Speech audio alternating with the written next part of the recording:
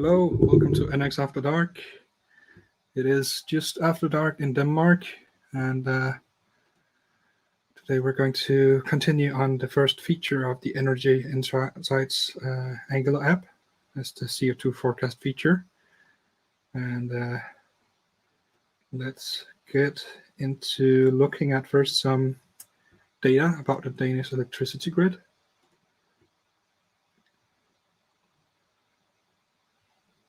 Today, it's going to be just below what we're considering a green electricity producing day, or at least the next 8 hours.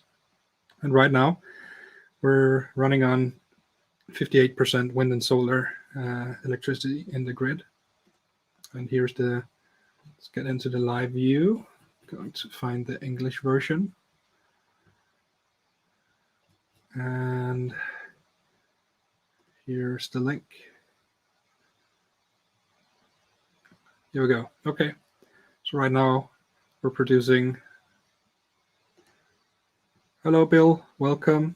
Glad you like it. Trying to do something meaningful, and hopefully you'll all learn something from watching me work on this. Right now we have just above 2 gigawatts of wind power being produced, and we have just short of 900 megawatts of non-green electricity being produced in Denmark. And for the exchange, we're importing from Norway, from Sweden, more from Sweden to Eastern Denmark, exporting from Eastern Denmark to Germany, and exporting to the Netherlands, exporting to Germany from Western Denmark. So let's see, what's the net exchange? Oh, so we're actually importing 400 megawatts more than we're exporting. So we're adding energy to our electricity grid right now in this moment. So that's interesting. And yeah, currently on 61 grams of CO2 emitted per kilowatt hour produced. Okay, well, that's interesting. Okay, so the data set we're using, you can find it here from the energy data service.dk, is CO2 emissions, and these are the historical data. These are the forecast data we're working at, or we're working with. So basically, this is what we want to see, something like this initially. And let's check out, or let's see here. Let's make a filter. We want the current date, that's the 24th of May. And this is an exclusive end range. So we have to go 2 days forward here to get tomorrow as well. And we're sorted ascending, so that the oldest data is first, and so that it comes in chronological order instead of the reverse chronological order. So when we do this, we see that we have 1,152 rows because there's 2 price areas, DK1, which is Western Denmark, and DK2 is Eastern Denmark. And we're working with 5-minute intervals, as we can see here. So this should all add up if you add the numbers of hours. Let's just make sure here that, yeah, we're getting the final. Oh, yeah, okay, so there's actually a bug here, oh, no, okay, my bad. We are getting the final 5-minute interval of tomorrow as well. And that is made available after 3 p.m. in the afternoon. And then now we're at night, 9:45. So that's why we can see the forecast for tomorrow. So yeah, this is the data we want. So let's go back to the first page here. It's showing, I don't know how many it's showing at a time, but I want to pick up the query here. So I'll hit submit again, and here we can see the query or the HTTP request they're sending, and they're using this CCAN data provider, so that they have a SQL query string parameter, which has a Postgres SQL select query inside of it. So I just want to make sure that we're doing something like this with our code, because we had some issue yesterday that we're going to look into. And an important thing is how it's being URL encoded. So we should also be looking at this raw request URL, where we can see that this is a space. It's a %20. And if we go to the console here, you can see that decode URI component, give it %20, will give us back a space character. We can see the next one is %22. That would be the double quotes. You can see here, and when the string is in double quotes, it will escape the double quote string. But we could do like so, or sorry, like so. No, apparently not. The browser console is insisting on turning it into a double quoted string, and then it has to escape the double quote to display it. Okay, anything else? Another space. No, another double quote, another space. Are there any other? Yeah, this one, 27, right? I wonder what that is. Let's just check. I think I know what it is. Single quote, because this is where the date time string, the ISO 8601 string starts, and this is where it ends. Then there's another space. Should also see maybe greater than, smaller than symbols. Maybe this one, right? This would be the, yeah, I wonder, 3C, is that greater than or smaller than? That's smaller than. Okay, so we should see something like this in our own request being sent. So let's try start up the app. But first, let's see what Bill is saying here. Okay, heard that Copenhagen does not count or exclude Kastrup CO2 emissions. Anything I know about? Well, I don't actually know what Kastrup CO2 emissions is. Let's Google that. Yes, I can't spell right now. You're talking about the airport, Kastrup with a K.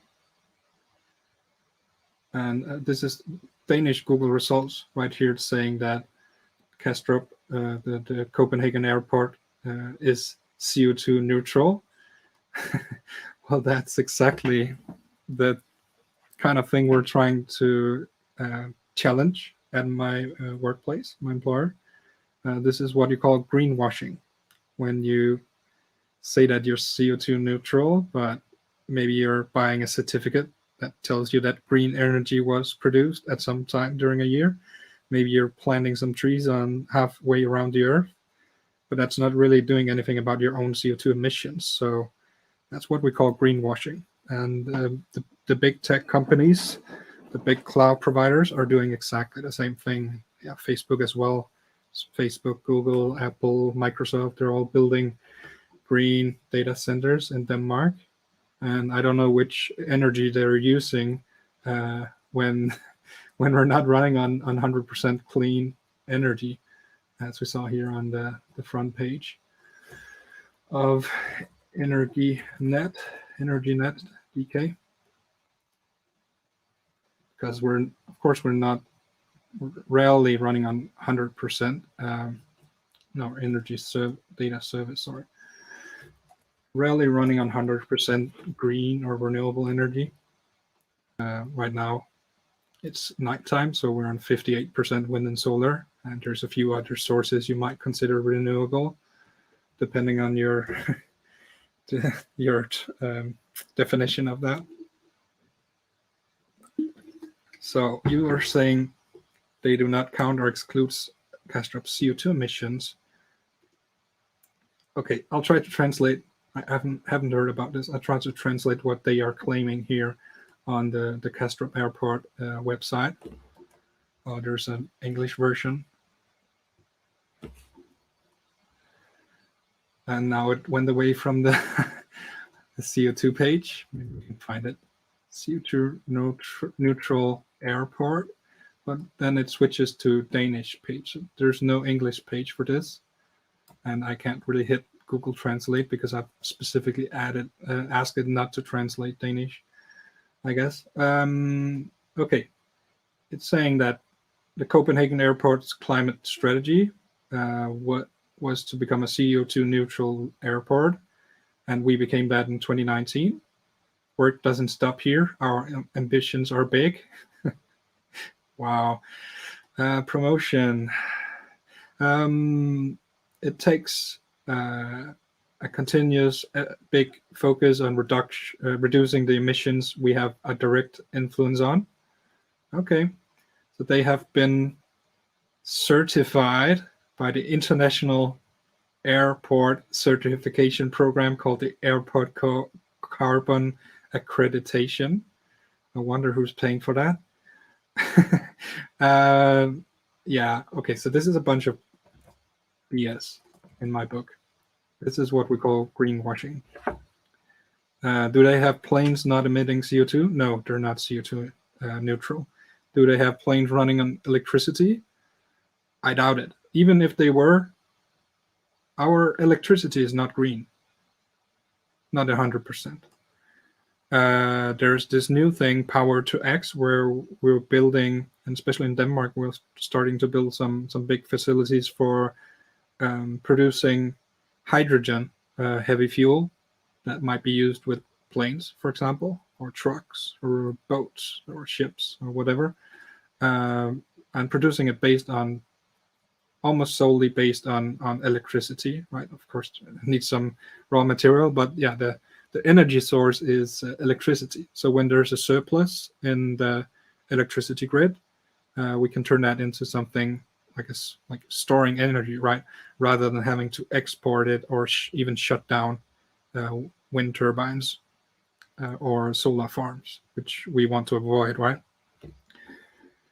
So yeah, I don't know the details about this, but yeah, it seems like they have just bought a certificate and now they're claiming to be CO2 neutral, which doesn't make sense at all.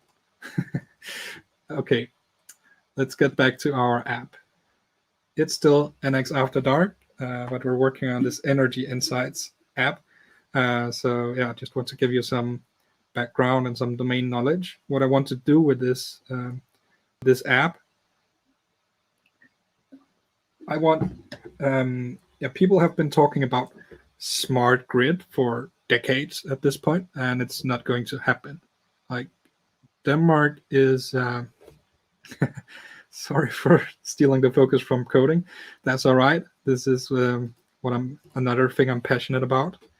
But yeah, even though Denmark in some areas are trying to innovate, like, we're not going to have a smart grid. It didn't happen. It's not going to happen, not on a national scale, and certainly not on a global scale. And if you then narrow down to local scale, like national for Denmark, are you going to have manufacturers produce smart grid appliances for Danish people and Danish people only? No, that doesn't make sense.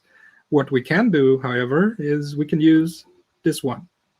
So we can be smart about our electricity consumption. How would we do that? Say I have a washing machine, I have a dryer, I have a dishwasher, and maybe a few other things like charging phones and laptops and whatnot, iPads and all that. What if I time shifted that consumption of electricity until the few hours in the night where the energy sources are the most green? I have to do this to run my household, but I can manage, like, within a few hours when I want to do it. Most of the appliances, like dishwashers, washing machine, dryers, they have a delay program, so I can delay it a certain amount of hours. But how would I know which hours to do it in? Which are the most green? Well, that's what I want to give insights to here with this web app, because the data is out there. But like, I don't want to go into this this website every time and have a look at this. I want it to be Well, first, at first in a web app, but I'm probably going, or hopefully, if I continue with this, I'm going to make it into a progressive web app so that you can put it on your phone and always have it handy because you usually have your phone nearby. So eventually, I would like something like which hours will be the most green in the like tonight, based on the forecasts. So then you can go and be the smart the smart grid yourself on your own electricity consumption, and say, oh, so I will delay the dishwasher, I will delay the washer, I'll delay the dryer 3 hours, and then I will spend the electricity or consume it in the hours that are the most green, the most climate friendly. And additionally, it will most often be the cheapest hours for me because we're built by the hour. There's a different price in each hour depending on the energy sources being used in that hour. So that's my vision for this project. Additionally, my father, my dad works in a small central heating plant, and they produce power as a side effect or byproduct of producing heat. So they sell that on the market, but they also have an electricity based heat pump and in electricity, or I don't think he has, but some of his colleagues has, but he has on his work what's, how to say that, like a boiler, an electric boiler, so that he can heat up water and store it in his don't know if the English term is also an accumulation tank, but a huge reservoir of water where they store the heated energy in the water, and that can last throughout the night for some hours, maybe 6, 7, 8 hours or so. So for him, it's a matter of when is the, well, he looks at mostly at the price. I want him to also look at the climate effect because they go hand in hand. So to him, it's a matter of what is the cheapest energy source right now to me? Is it firing up my fossil fueled boiler, or is it running on the electricity driven one? And so that's the kind of the math he's doing. He's doing that several times per day, each day, 7 days a week. So I want him to be able to easily see in which hours is the electricity going to be cheap and green, and then he can plan on then he can say to the grid, I'm going to be able to consume this many megawatts of electricity rather than having to supply fossil fuel electricity into the system. So that's a lot better for the grid, for the climate, and even for so in the centralized heat plants, the consumers are actually the owners. They all have a share in the company. It's kind of interesting. But yeah, it'll be cheaper for them as well if he does this. So I want to help him out with that. And hopefully it can also, like, it can be for me and others, private persons, and for other like him on a small central heat plant that can make good decisions for their owners, the consumers, and both money wise, so the electricity, or sorry, the heat is cheaper, but also for the climate. So yeah, many concerns to take into account. But that's the background for this project. And starting out small, but we'll get there eventually, right? Okay, let's start it up. I believe I already did here.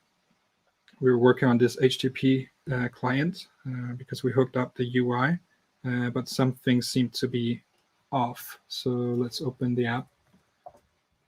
It's an Angular app using NX12 and Angular 12. And I need a drink. Or a sip of water, excuse me. Okay, so there is no data here. So something went wrong. Go to the console, you can see that it's a 400 status code, bad request. So I wonder what I did wrong, right? Let's refresh if I can hit the button. Here it is. Okay. So what's wrong? Let's look at the decoded SQL parameter here. Select.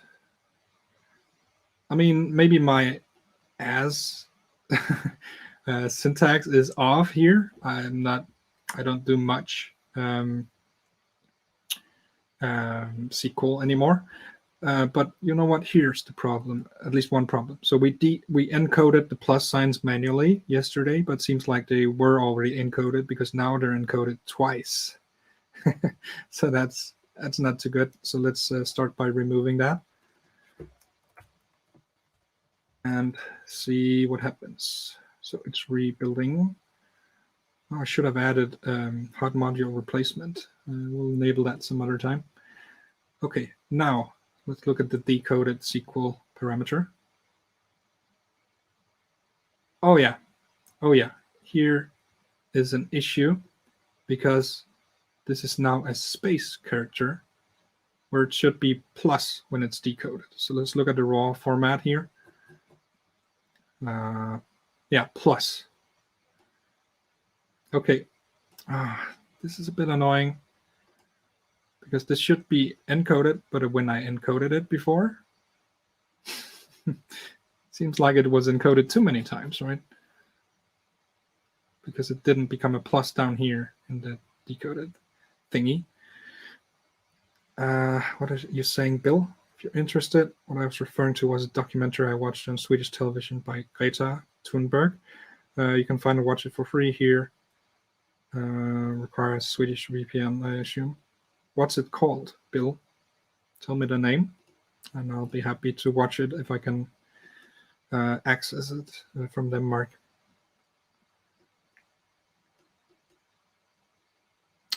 But yeah, there's many factors going into CO2. Like as a company, for example, if you wanted to make a sorry, we're getting sidetracked again, but this is my passion.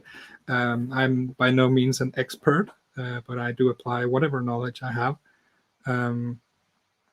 There's many factors. Like if as a company, first of all, electricity is not your only energy source. You also have heat.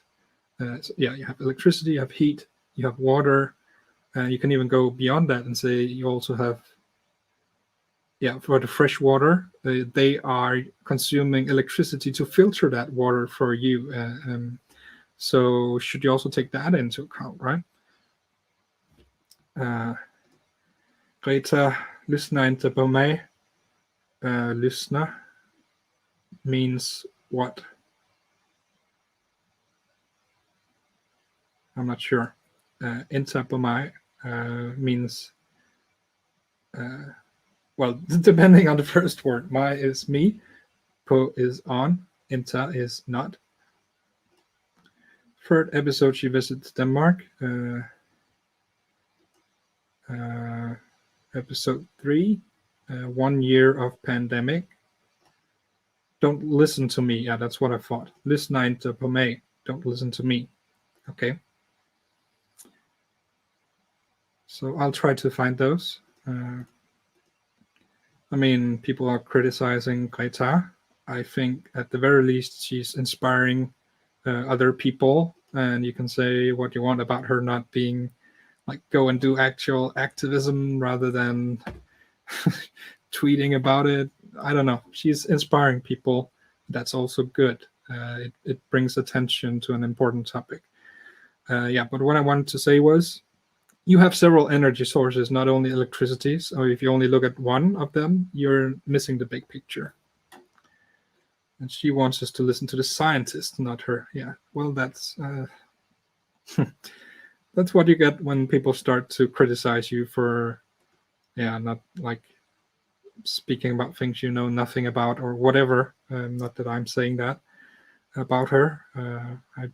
I admire her for what she's doing.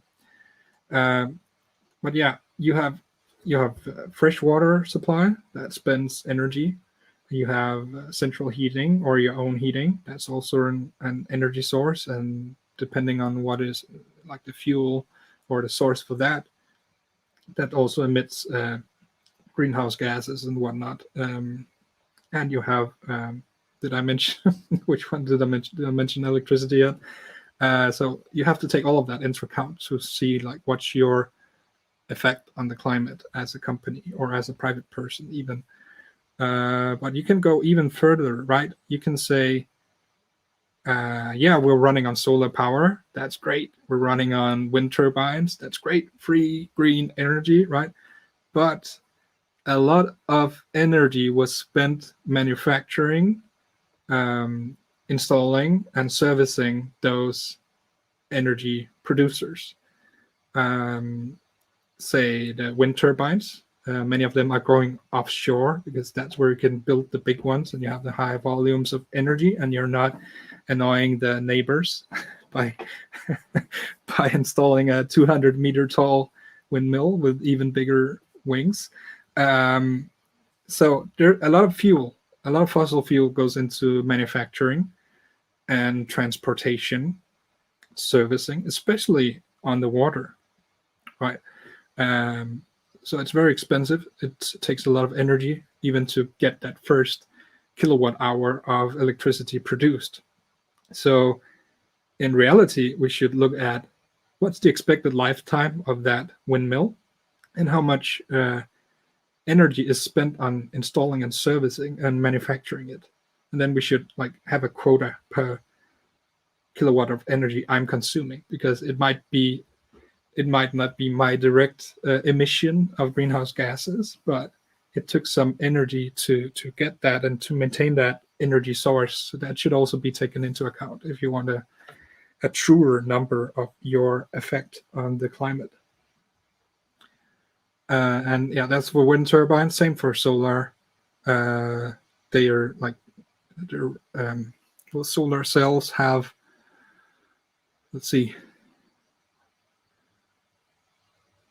I don't remember because I'm also usually I'm looking into solar panels for heat, and they're using more glass, but that's also a special kind of glass where you have to use special kinds of sand, and they're like digging up entire islands.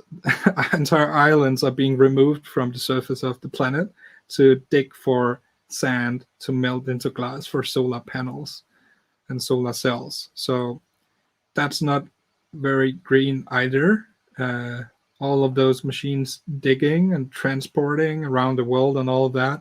So that energy is not clean. It was dirty before it even was fired up the first time, those energy sources. So yeah, something to keep in mind. But it all starts, in my opinion, with insights into what am I doing? Like, what is my consumption? In which hours? And how can I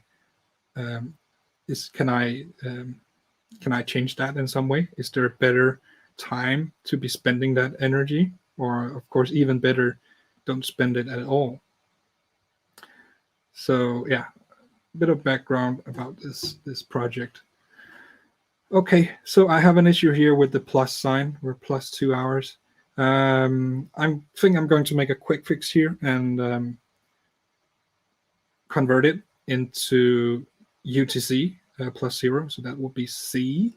And I think that's the same as what we would see here. We'd also see them, they are using the C or the set, which means UTC plus 0. So we can convert we're using the Luxon datetime library. So we should be able to convert it into the UTC offset of 0. So this should become, instead of midnight, it should become 22 hours on the 23rd of May UTC time. But the datetime library should be able to manage that for us. What am I doing here? I'm trying to find the editor. Here it is. So yeah, deleting this URL and code function we were working on yesterday, I think, and let's have this. Okay, so we're doing a query here, but is this the place you want to? Yeah, maybe this is the right place to convert into UTC, because it is because of this query parameter that we have to do it. In general, it shouldn't matter because they're representing the same moment in time. But here there is an issue because of the URL encoding. So I already have it. This interval data type is from Luxon. So I should be able to take this one and say, like convert or zone, something about zone. Yeah, set zone. That should convert it, hopefully. Oh, by default, the setter keeps the underlying time the same. But the new instance will report different local times and consider daylight savings time to UTC. Okay, there's a to UTC. That's what we want in this case. Okay. I can't hit the buttons at all today. Or the right keys. Okay, so now we have a test failing because this is not what we're expecting. Let's see in the app here, and then we'll correct the test. Yeah, now it works. Great. Let's look at what we got out here. So now it converted it to the Z or set, which is the +0 hours UTC offset, and the time was also moved to 2200 hours in both cases, and the date was 1 day earlier because it's UTC time instead of Danish local time. So now we actually have some numbers here. Let's just have a quick look. Zoom in a bit. And okay, the date pipe, I should give them some more parameters so I can see the whole thing. I'm using the Angular date pipe.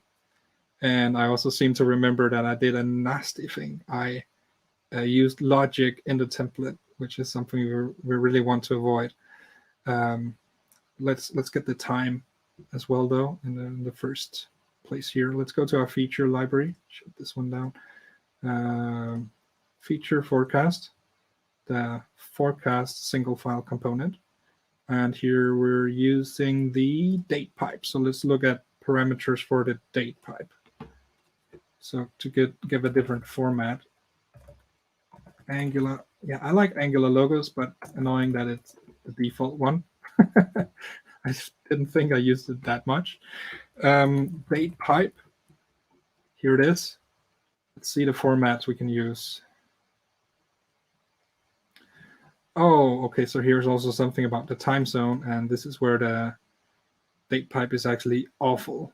Yeah, I don't want to explain why right now, but well, I can.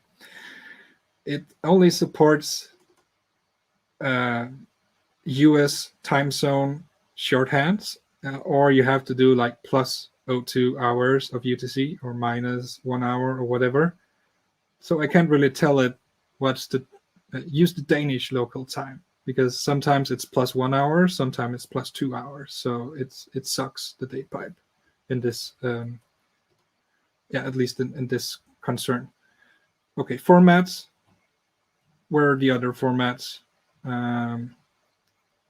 Here they are. So what do we want to see? Which format?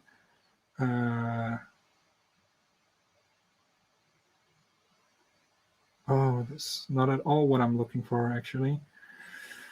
Oh, this one looks good, since it has the UTC offset as well.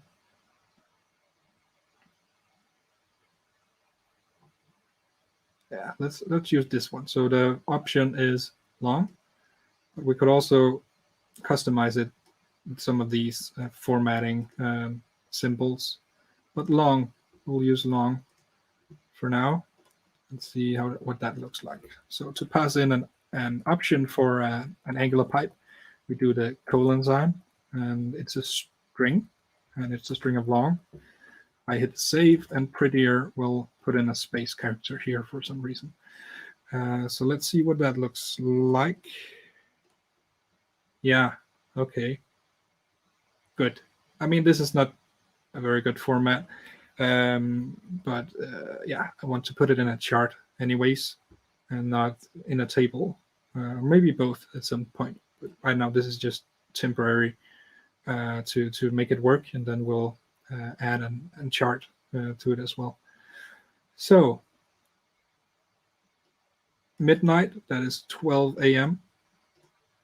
We in DK1 we had 66 grams of CO2 equivalent per kilowatt hour of electricity produced. Same in DK2, and yeah, this is, I think I mentioned this before. Right now, they're not doing it per the Western and Eastern Denmark. They're doing an average between them, so they will always be the same. Hopefully, that will change at some point, and our app will be ready for that. So, yeah, let's look at here some low values. Below 80 or at 80 is good. But here at 2 a.m. on May 24th, that's today. Wait, yeah, okay. So it was 88 according to the forecast, at least. There is also historical numbers, the actual numbers, so they might be different. This was the forecast. Let's go and look on tomorrow instead. That's the 25th of May. Scrolling down, there's actually a lot here when you have 5-minute intervals. Here we go. Midnight, 67. Let's look at 5 o'clock. Sometimes that's when it starts to get bad or non-green. Let's look at 5 a.m. Yeah, this is where it crosses 80 for the first time. So now we're at 81. So let's look at, I think 7 in the morning is usually when the consumption really starts to go high. So let's find that spot. Here it is. Oh, below 80. That's a good forecast. Let's hope it holds. Now let's go to 8 or 9 o'clock. 8, still below 80. That's good. Oh, but yeah, as soon as we get past 8 in the morning, numbers start to climb. And now they're getting relatively bad, right?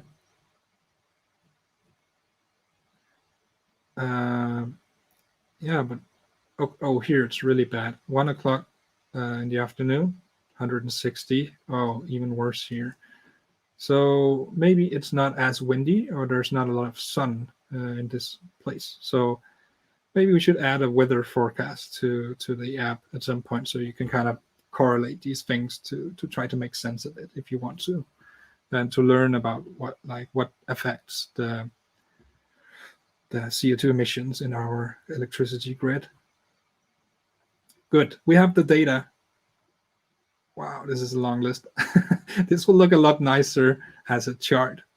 And then we'll have a look at whether we should keep it at 5-minute intervals, or we should aggregate it into, say, quarters or hours or something. But yeah, at least we fixed the issue of not loading the data because of that URL encoding. So now let's look at our tests. And I'm using Wallaby.js, a paid product, which is here, and has a side panel here for VS Code, works for other browsers as well. And I'm not being paid to promote them. I just like them and pay for it. Been using it for years. So here's a failing test. There's 2. I can control click here to jump to it. And here it is. And it's because this one expected the ISO value of this. So you know what? Let me put in the actual literal value here. So that will make it a bit easier to see what's going on. So we'll convert to the UTC plus 0. And then we should turn back the date 1. So we're on 22nd, and it will be 22 hours. Right? or is something still wrong? Let's see.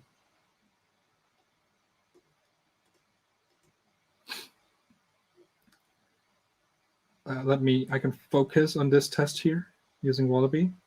So now I know the output is only from this test. It's also over here in line, but I'm at a big zoom level, so it's a bit difficult to read for me.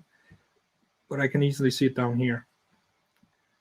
Okay, so it's looking for this substring, and this is what it's getting. So here. Oh, okay, so it's adding milliseconds. So I should have that as well here in my expected string. Right? Are you giving me more trouble? I don't hope so. Let's see.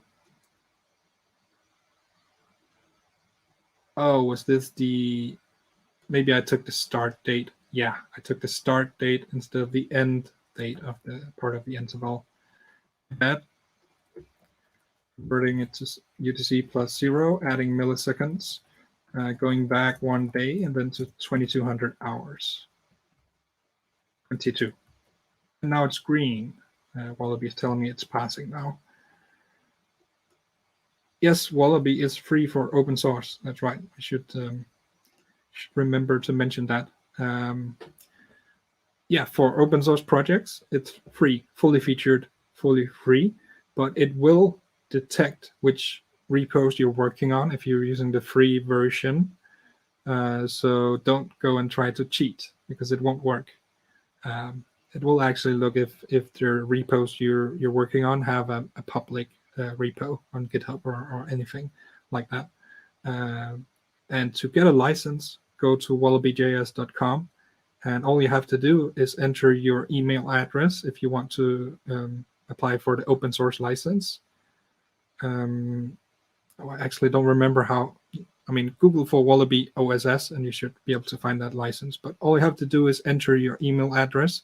They'll send you a license key, and you'll open up the command palette here and say Wallaby license. And I don't want to show my license because that's a paid one, but here you'll be able to enter that, which has been emailed to you, and that's all you need. No credit cards, no verification process, because Wallaby will be checking that you're actually using it for open source projects exclusively. So that's a good trade-off, and gives you some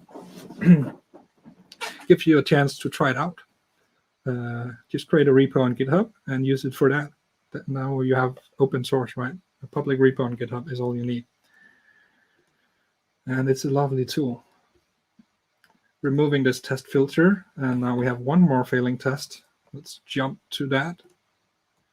Here it is, and it's probably the same issue, but with the start part of the interval. So now let me take the start here and adding the milliseconds, turning it into the UTC 0 hours out offset, right?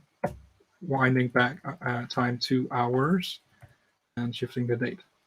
Great, now my tests are passing again. Everything is green here in the gutter.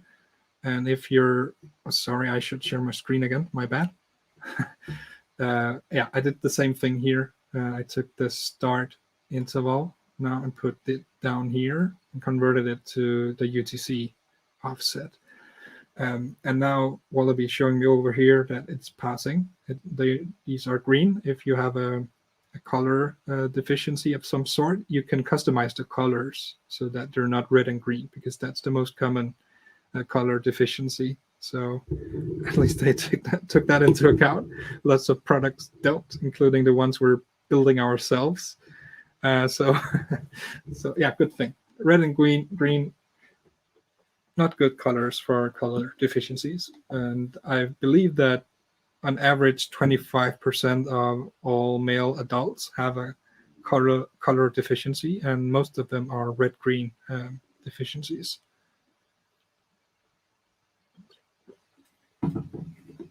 Good. Tests are passing. So let's see what we have done and try to turn it into a commit. We have, let's see, did anything change here. Maybe I deleted a line, a blank line. I want to keep that so there's no changes here. But in this component, I changed the date format. That can be a separate commit. Display date and time in CO2 forecast. And here we are let's see. We are convert interval to UTC.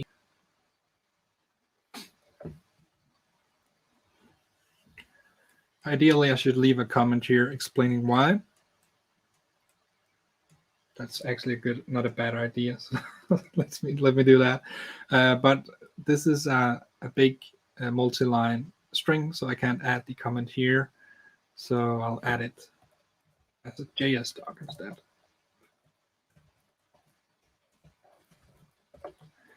Note to self, converting to UTC time zone because of issues with URL encoding the plus character. Here we go. And I think the tests are just taking that into account, right? Yeah. Good.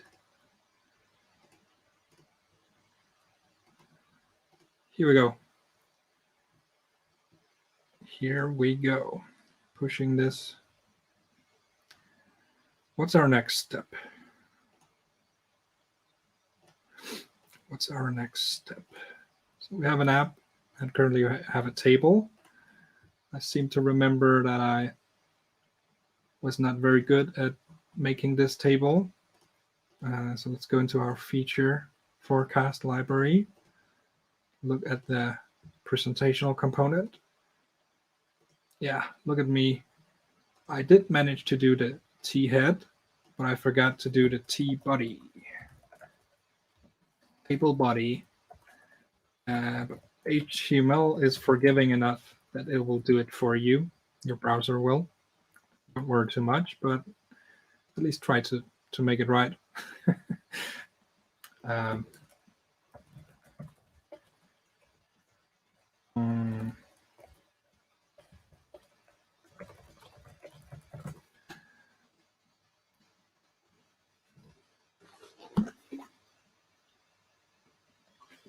Good.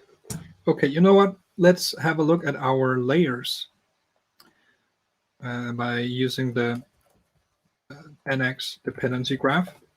Let's see how it's now connected in our Angular app. Look at this. Look at this. We have our Angular app, and it's importing our CO2 feature, the forecast feature in the CO2 domain library. It has the scope of CO2, the type of feature, and that is referencing the CO2 domain library. It's using the CO2 data access library, which is also referencing that domain library. And the data access is then using the datetime utilities here. And we have these root level libraries as well, and we're going to have to connect them to the app, but we'll have to do that manually. And that's for another feature. Now we can start to see the layers here. We have the app. It's importing a feature depending on the data access library, and that is in turn, yeah, those are our main layers here. Well, the app is not really a layer. It's kind of the main file or the entry point of our application, the app project. Shouldn't be much more than that, and it really isn't in our case. So our top layer is presentation. That's our feature library. But the feature library has smart components and routed components and page components. And a UI library would have presentational components. So those two would be our presentation layer, and this is our persistence and state management layer right here, the data access library. And everything else is just implementation details. Except this is actually our domain layer here, even though it just holds an interface at this point. So that is really good, a good overview. You could also take, for example, the feature here, focus on it, and now it will display only the libraries or the projects that are connected in the dependency graph to this project.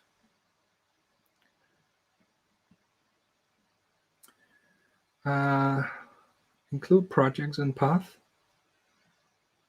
Didn't do anything. I don't remember what that's supposed to do. Group by folder is nice because now we can see our grouping folders. We have the CO2 grouping folders with all of these libraries, and the root grouping folder for the root level libraries, one-off libraries here. But this is also a nice view. Can't click on anything here apparently, but yeah, this is a nice view as well. Could easily see if something was out of place, right? So this is our CO2 domain, or bounded context, or subdomain, or whatever you want to call it, or just grouping folder. A CO2 grouping folder holding all these projects that are related. Good. That's the NX dependency graph. Good tool. You can also see the affected dependency graph to see what your branch or your pull request is affecting, which libraries are touched by the code being changed, and which libraries or other projects are depending on the code being changed. So let's shut down this app.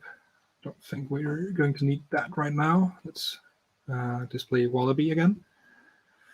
And what's our next move? Maybe we should start testing this component, because I don't believe we added any tests. Let's just make sure. Let's look at our Wallaby app. Oh, we're down to 98% test coverage. Look at that. Very bad. So, and where's the culprit? Whose fault is it? Oh, the utilities. Oh, what do we have here that's not tested? Oh, update today.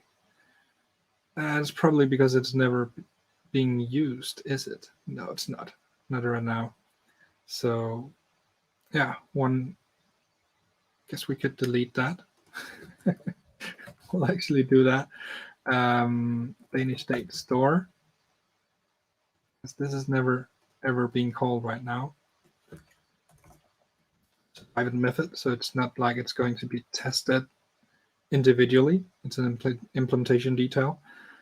So rather, it would be tested, covered by test, if it was being used in any other of the public methods or properties. Remove the unused updater. Let's have another look at that test coverage. Now we have 100% here. And in fact, we have 100% test coverage in all of the app. Something is wrong because there's no feature library here. So this is only displaying the files that are covered by test or touched by tests. So do we actually they're not listed here either? No. Okay. So yeah, we don't have any tests in the feature library. And yeah, maybe that's what we want to do now. See, not using trackby in NG4. Do you mind explaining when one needs that or when it's beneficial? That's good for if you have data that's updating a lot, or you have a very long list, or both. And this is a pretty long list, but it's only like 1,000 elements or so, or 1,000 rows. But yeah, it's just, this is a temporary solution. So I'm not adding track by, but yeah, you're right. I should have added the track by here to the ng4. But then comes the issue of what would identify this data point, and we actually don't have that. If we go to the, sorry, not this one. If we go to the CO2 forecast domain, our interface here, we don't have anything to identify this data point or this forecast. So we wouldn't be able to use the track by. So yeah, we don't have like a serial number or ID or anything like that to represent this data point or the whole forecast, the whole time series. So we actually wouldn't be able to use track by in this case. Well, one thing we could do to track by, we would have to like make a hash of the whole thing, or maybe the JSON representation, because that's a kind of a unique string, right? So that's what we could do, but I don't know if that will be better, because like calculating the JSON representation of every object in that 1,000 object, that's also a heavy computation task, kind of. So not sure that would be better in our case.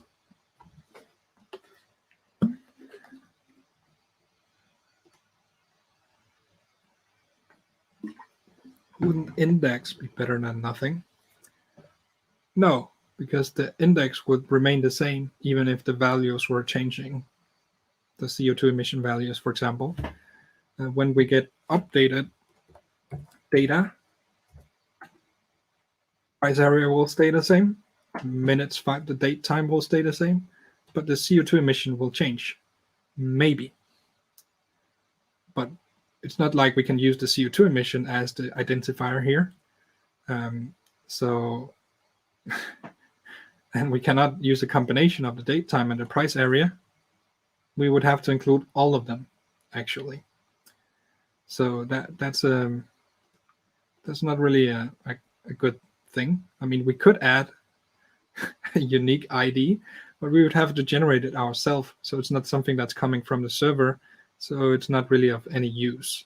So the only thing that we could use here, from my perspective, is the JSON representation of each object or each data structure here.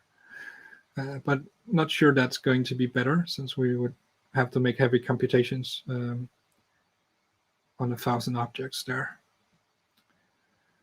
Yeah, but I'm going to use, the solution is to use a package that takes all of this into account, and that's going to be AG Grid. So hopefully that will help me out. I'm going to use their data table and their chart.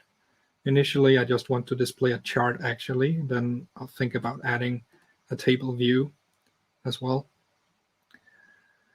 So hopefully the AG Grid Community Edition will serve me well and has what it will have what I need here. Okay, so I actually think the next step here is testing, starting to test this. But I have to keep in mind here that I'm going to replace this HTML table with AG Grid chart. So I don't really want to spend time testing this table. It's going to be replaced in this pull request.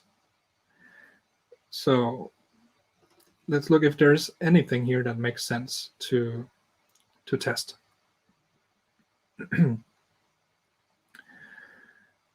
We have an input. Yeah, that's basically it. That's all of our component model. And we have some nasty logic in the template. So yeah, so so where should this belong? This shouldn't be in the template. That's the worst place to put logic like this. So should it be here in the presentational component model? No, it should, if we wanted it here in this part of the app, it should be in a presenter service. But even better, it could be in the container component, because that's supposed to do the mapping if our presentational components wants the data in another format. But then now's the question, do we want it in another format? This is our best data structure right now to represent a data point of a CO2 forecast, but it's not the data we need. We need the date, because what we have is the date time from Luxon, and the date pipe of Angular doesn't support that. So we would have to create our own date pipe. And also probably AG-Grid doesn't understand Luxon either. So when we're using AG-Grid for a chart, we're also going to have to convert it into a JavaScript date. So yeah, it seems like we're not going to need the date time data type here from Luxon. If we needed to manipulate the date here, other than formatting, we should keep it as date time, because I don't really want to use the native JS date for any date time manipulation in this app. I want to use the library for that. But this class doesn't need to do any manipulation. So it would be good to just pass the date instances instead. And if that's the route we're going to take, we should do it in our container component. That should be the one doing the mapping here. So, but now comes the issue that then we need a special interface here for the format, the data structure we want in our CO2 forecast. So what would that look like?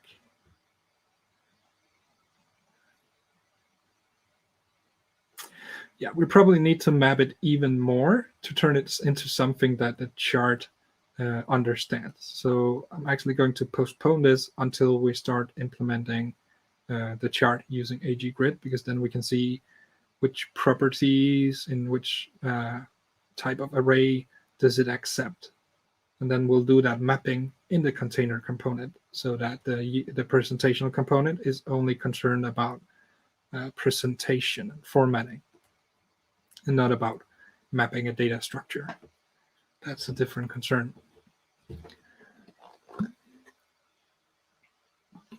So postponing that for a while, keeping it here in the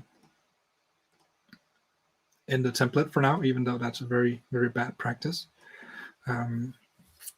Instead, is there anything we could test right now? Well, there is one thing. We can test this. We could test this nullability thing, that we're assigning a default of empty. We could also test that initially the forecast is empty, an empty array. But this is kind of like, it doesn't really add any value. So the only other thing we could test is the table, and we're going to replace that very soon. So I don't want to add test for that. And the title is also just there temporarily, so I don't want to add test for that either. So instead, let's focus on the container component, starting to add test for that. And that is using the CO2 forecast store. And right now it's exposing a public variable, a public observable property rather, called forecast dollar, the Finnish RxJS notation with that dollar sign. So let's add a test suite for this one. Same name, but then that spec in front of .ts. Let's open them side by side. And let's start by importing the subject under test, the class we want to test here.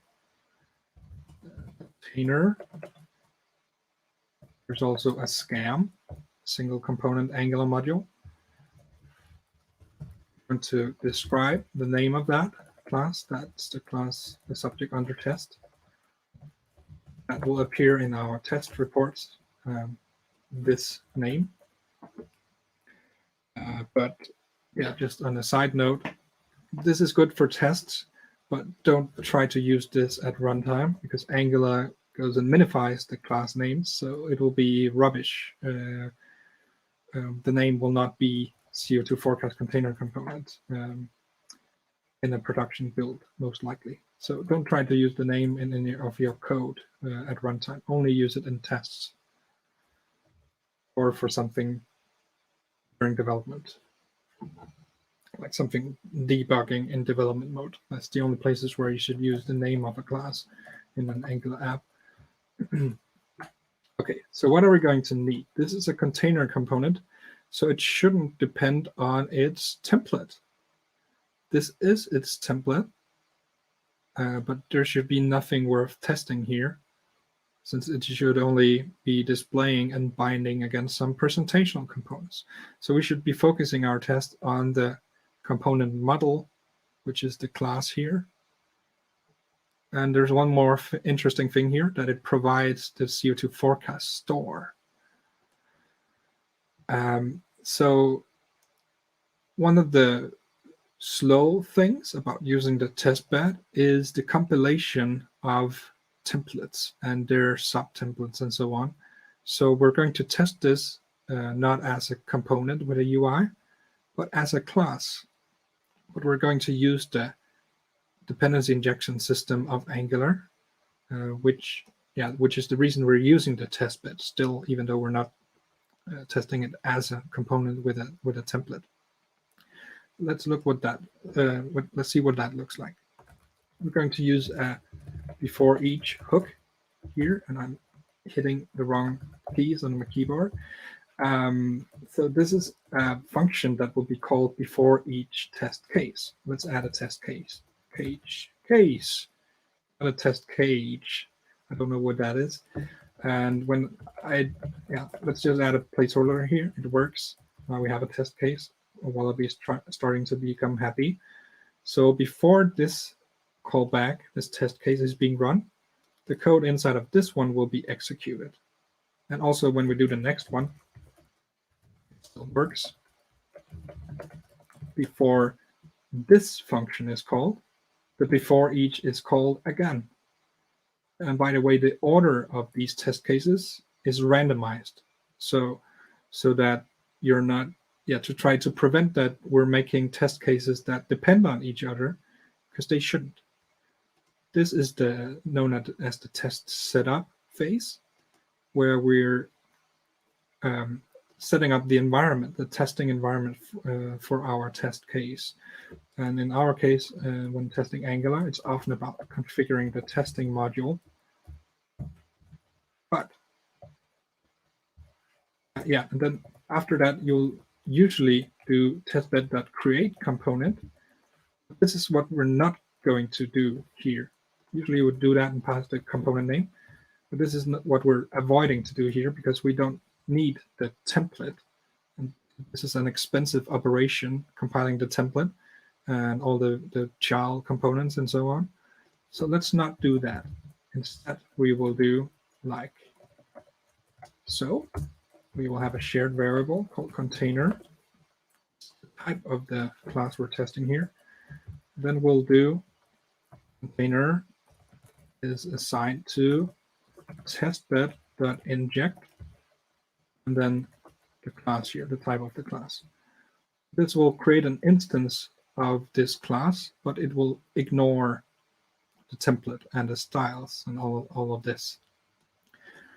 Only thing now is, what about this view providers? Will that work? I actually don't know. Let's find out. See if there's an error here. There is. Null injector error, no provider for this component. Oh, right. When we test a component as a class, we have to add a provider for it. What about the provider for this CO2 forecast store, which is an NGX component store? Will that be provided? Will that be picked up by the testbed? I don't think so. And you can see here, the container component depends on the CO2 forecast store. It requires that. We can see that in the constructor. So Angular doesn't know how to instantiate this one. because when we're not testing it as a component by calling testbed create component, it doesn't take these component options, metadata options into account. So it's not picking up this view providers. So we'll have to add that as well ourselves here. And now comes the question, does the CO2 forecast store itself have some dependencies? And yeah, it has. It has HTTP client. So now, like, we're going down the dependency chain here. So now we have to, and HTTP client is not a service we can just provide on its own. We have to import now a module because it has a lot of dependencies itself. So here we will add the HTTP client testing module, which does so that it can resolve the HTTP client and we can control or simulate or emulate or stub out the response in the test, the response from the server. Okay, you're asking here, Bill, what's the naming convention hashtag or $sign you use as a prefix to some variables only for stores? No, this is the real private member syntax for ECMAScript, which is finally fully supported in TypeScript as of version 4.2 or 4.3. And we're on 4.2 here in the newest version of NX and Angular 12. Yeah, what was remaining was an issue with, you can also do them for methods by private method. There was an issue with that in TypeScript and might still be here in 4.2. Yeah, so it's still an issue in TypeScript 4.2. I'm going to make them private instead for methods. I think this was solved in TypeScript 4.3 though, so I'll be using that in the future. So yeah, I prefer ECMAScript features rather than made-up TypeScript features. So this is you can consider it the same as if it said private here, private if I can spell, instead of the hashtag. But the hashtag is actually a real private member. So it's runtime private, which the TypeScript private access modifier is not. So in my opinion, it's better. And I'd like to stick to the ECMAScript standards when there's, like, when you can, if there's two standards competing, I'll pick ECMAScript. That's also how we got to imports and exports the module system, because TypeScript used to have its own module system, which was just global objects. Now today they call them namespaces and no one uses them anymore. But in TypeScript 1, that was all there was, this module system, which has now been renamed to namespace, which is just a global object, because that's how we did in the dark ages of JavaScript. So always bet on the ECMAScript standard if you have two competing standards between ECMAScript and TypeScript. So I started to use the private fields from ECMAScript rather than the private access modifiers from TypeScript.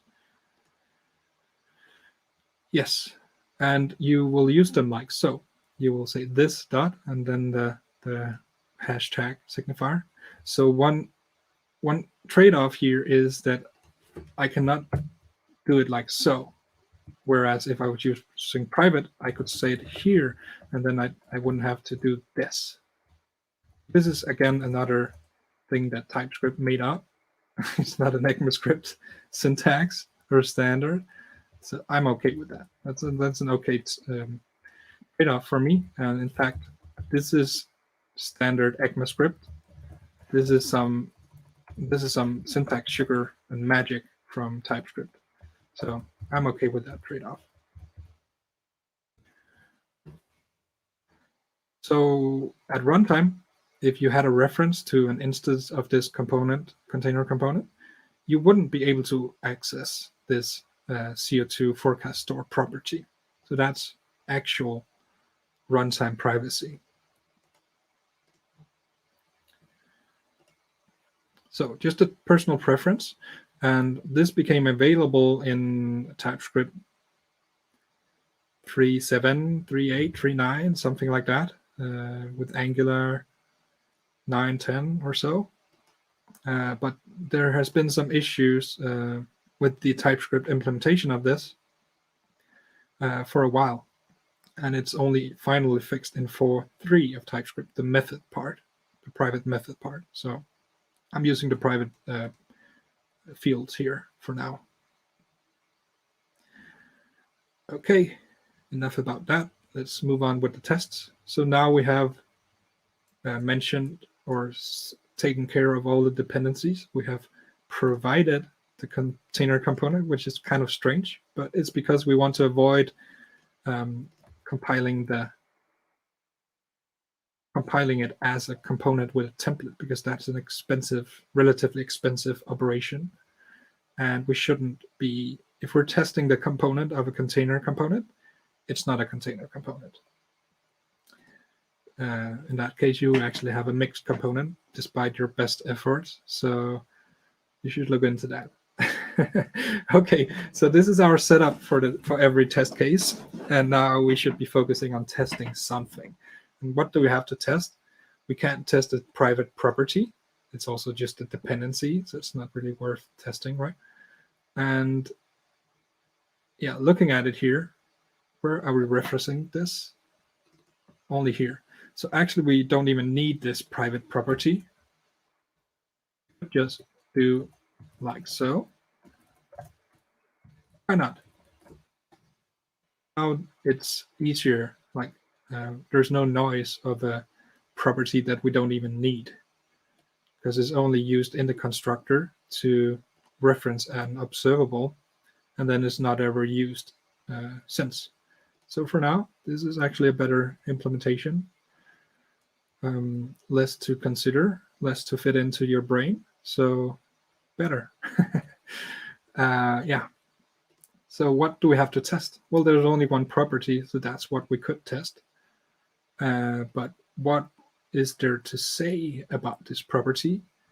Well, it is exactly like the forecast observable from the CO2 forecast store. So whenever something is emitted from the CO2 forecast store, the same value will be emitted in, whoa, how did I do that? Dragging part of a name of a property? Okay, that's very strange. I didn't know VS Code could do that. Really? Can I drag and drop? This is news to me. Wow, look at that. Okay, interesting. What was I saying? I was saying that currently everything there is to say about this property is that it will emit the same value as the forecast property on the CO2 forecast store. That's the only thing there's worth noting about this class, this container component class right now. So what do we want to test? We want to test, deleting this one,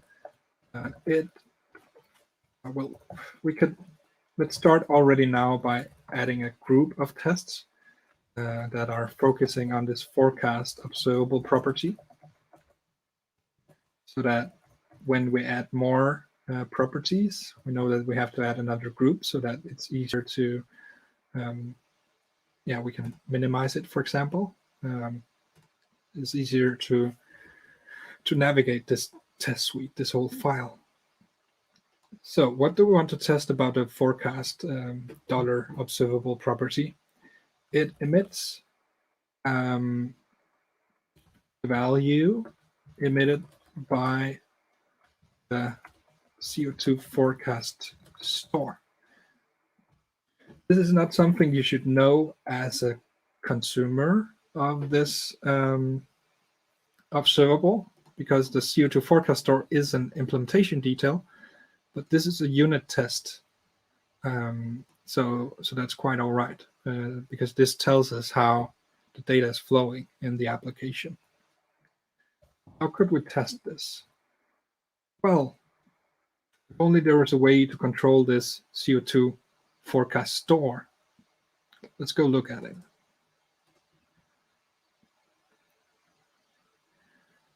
So this is implemented by extending a component store from NGRX.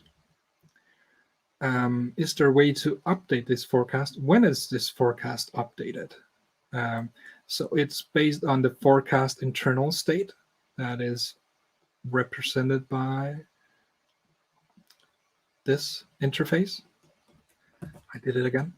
When is this updated? Let's see. Do we have an updater?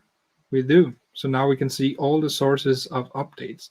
Well, there's an initial state here that is initialized in the constructor by using the super, by calling the component store constructor, passing in an initial state object.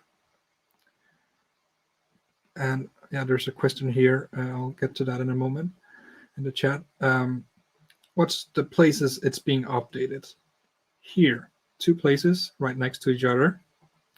So every time our HTTP client, the CO2 emission prognosis HTTP client, every time we get a response, tab response is an RxJS operator from NGX component store as well.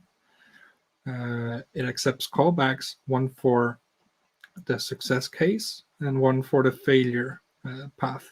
So if there's an error, what happens? We clear the arrays, the forecast array.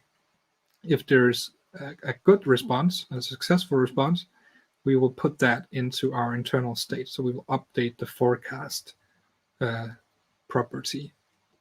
And that in turn will emit a value through this forecast $observable. So unfortunately, this one is a private method, so we can't call that directly in our test.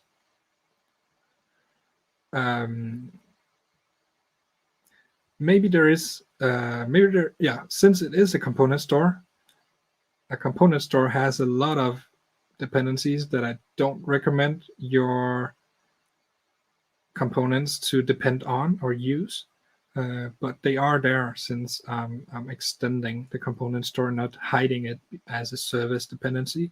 So maybe we can try to use those for testing purposes. Yeah, that might actually be a good plan, because what I sometimes do is I add a stop store, which is a class that has the same public properties and methods, but is used only for tests so that you can control the emissions of the different things and so on. But maybe component store has something we can use for the tests. Our only issue here is it will also be running this effect, because that's triggered or set up immediately here in the constructor, which is actually a bit of a code smell. So there's ways around this as well. For now, let's see if we can actually use this store somehow in our tests. So CO2 forecast store. Do we have access to that? Yes, we do. So we can also solve that instance, the same instance our container component is using, here from the test bed. We pass it the name of the class. That's the dependency injection symbol or token. And now we will have access to this instance as well. So let's see if we can control it. Okay, there's a question here from Musamil. Thank you for joining. Thank you for your question. Is it an efficient way to use self-component routing and query params for pagination? Or what are the other options for pagination?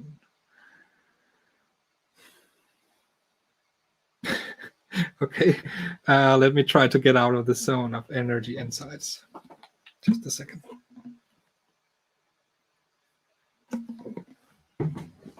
Let me read your question again. Is it good practice, or is it a good technique to use self-component routing? I wonder what. Okay, maybe you could explain what is self-component routing and query params for pagination, or are there other options for pagination? I guess I need to know what is what is this you call self-component routing?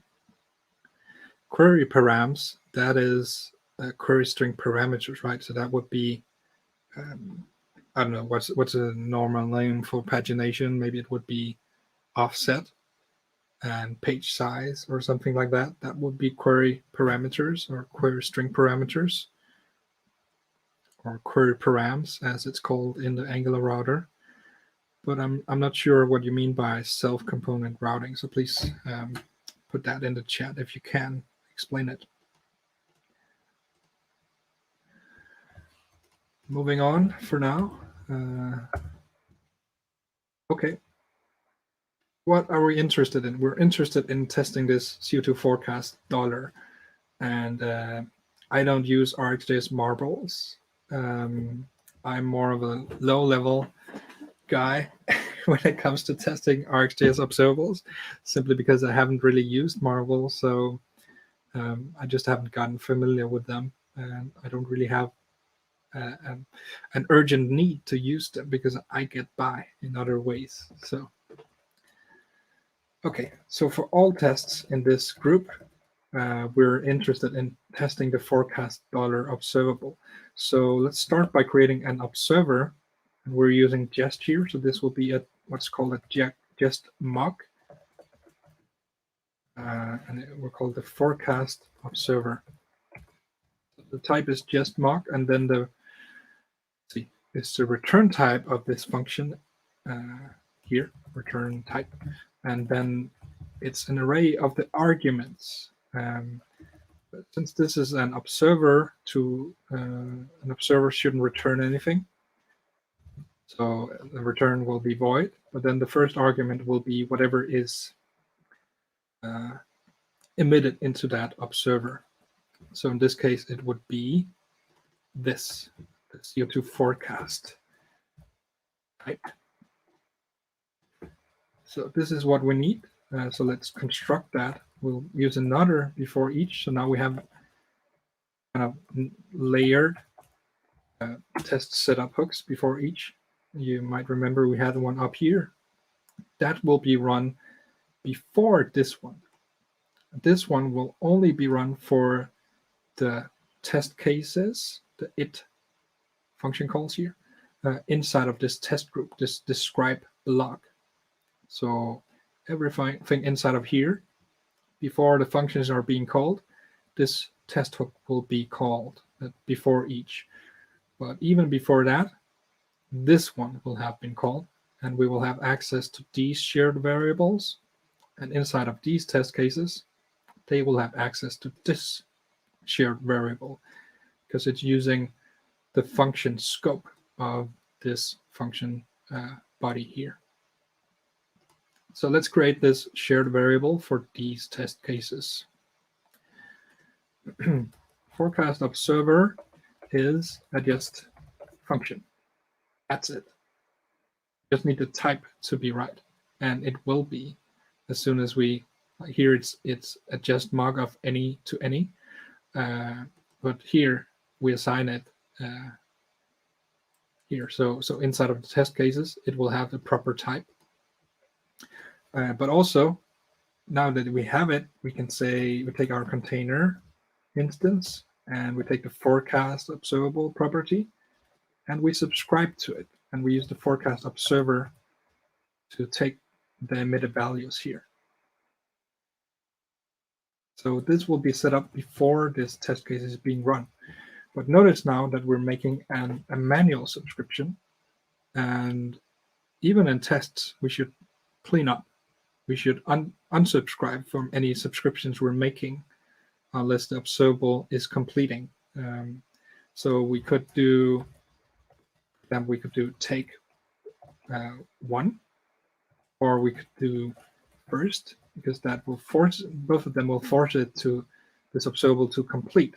So it will unsubscribe. RxJS will unsubscribe. But what if we wanted to listen to multiple values here from this one? So this is actually not a good, a very robust solution for something that's shared between multiple test cases. What we could do instead, and what I usually do is, let's make another shared, globally shared for all the test cases, a variable called subscription, and it will use the RxJS class of subscription. Let's look at our import statements here, that they're all right. They are, except subscription. Oh yeah, from RxJS. So in our global before each test setup hook, we will start by creating a subscription. So you can actually do a new subscription, and what you would use that for is exactly this case down here.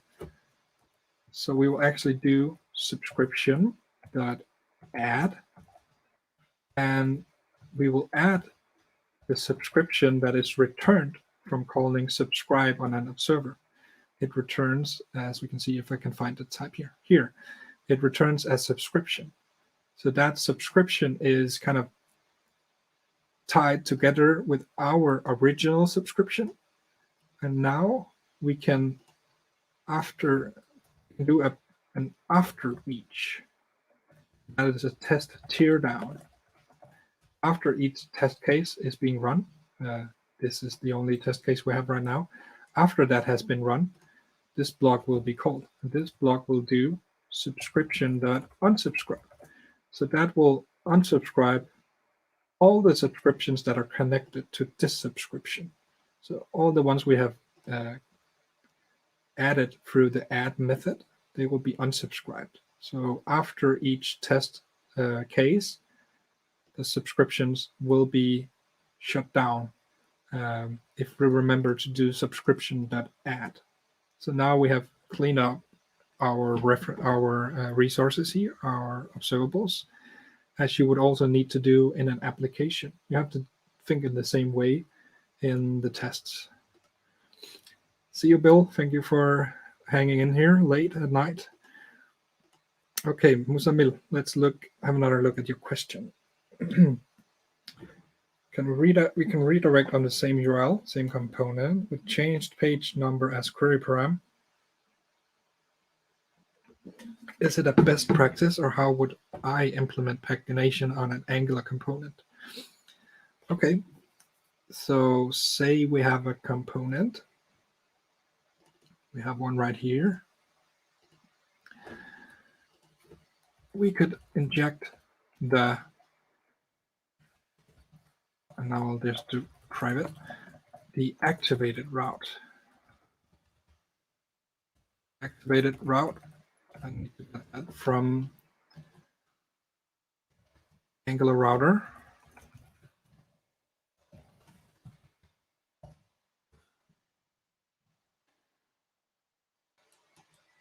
And yeah, so this, if you wanted to do it programmatically, say in, I don't know, next page, do a method that's called next page. We could do this route dot, well, we would also need the router. Not sharing the screen. Thank you, Bill. Thought you went to bed. Yeah, sorry. Back to, yeah, I'm taking a component here. I'm injecting the activated route and actually also the router service. This is the programmatic way of routing. Router. So now down here in our next page method, we can do this router, navigate, and we could pass it, or rather, let's do navigate by URL.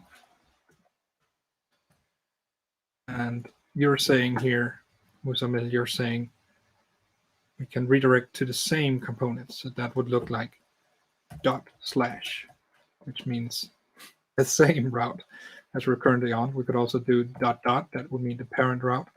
And then we can pass it here some navigation extras. Here, extras. And apparently they have been renamed to navigation behavior options. That's a new thing, probably in Angular 12. And what do we have?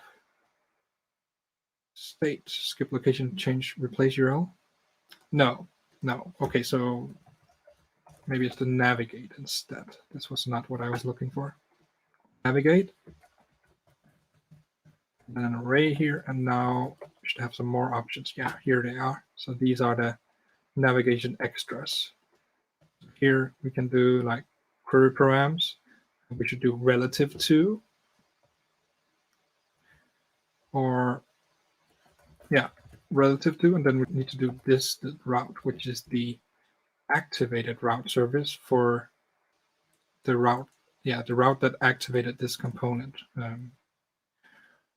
So relative to, and then something like the query params. And say we had already in the activated route, sorry, page. In the activated route, we might have query params the page.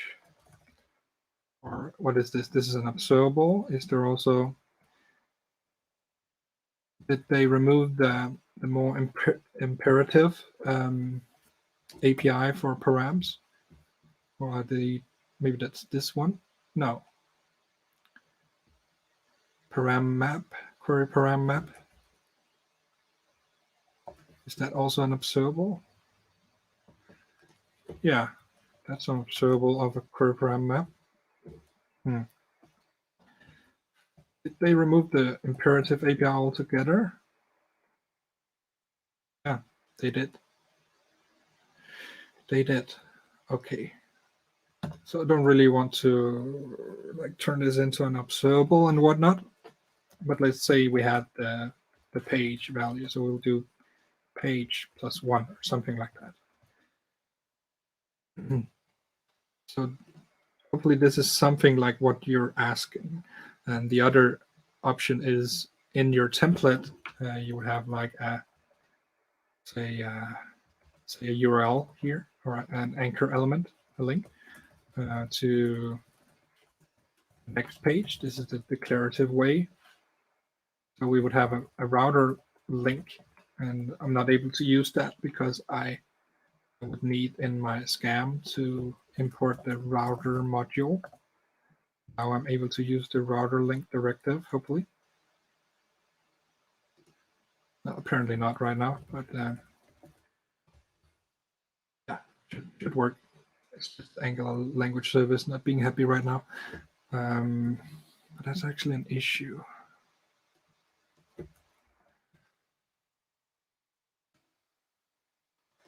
Yeah, sometimes when you do single file component, Angular language service gets confused.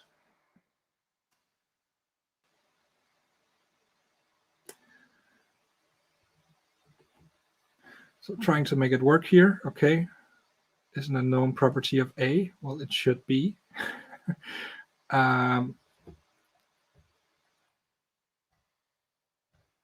So here you could also do something like slash. Then there would be some other options on router link. Let's try to find them. Okay, you understand what I'm trying to demonstrate here. That's exactly how you use it, but is it an effective way, or is there another option? Okay. Maybe another option would be if you had some UI library that had a component for pagination. For example, let's check if there's, let me share the screen again, then let's check if there's something in Angular material. If there's like a pagination something here. Paginator, here it is. So this, of course, this is on the UI part, so you would still have to, yeah, how can you add links to the next page? But I think you're exactly right that yeah, you would have to do the, like, you would have to change the route whenever you click this. I mean, well, it depends on, do you want the ability to share whatever page you're on up in the URL? It's not very big in this stream, sorry, but I'll try to change that. what can I do? I can go to VS Code. This is the URL, right? So but I want this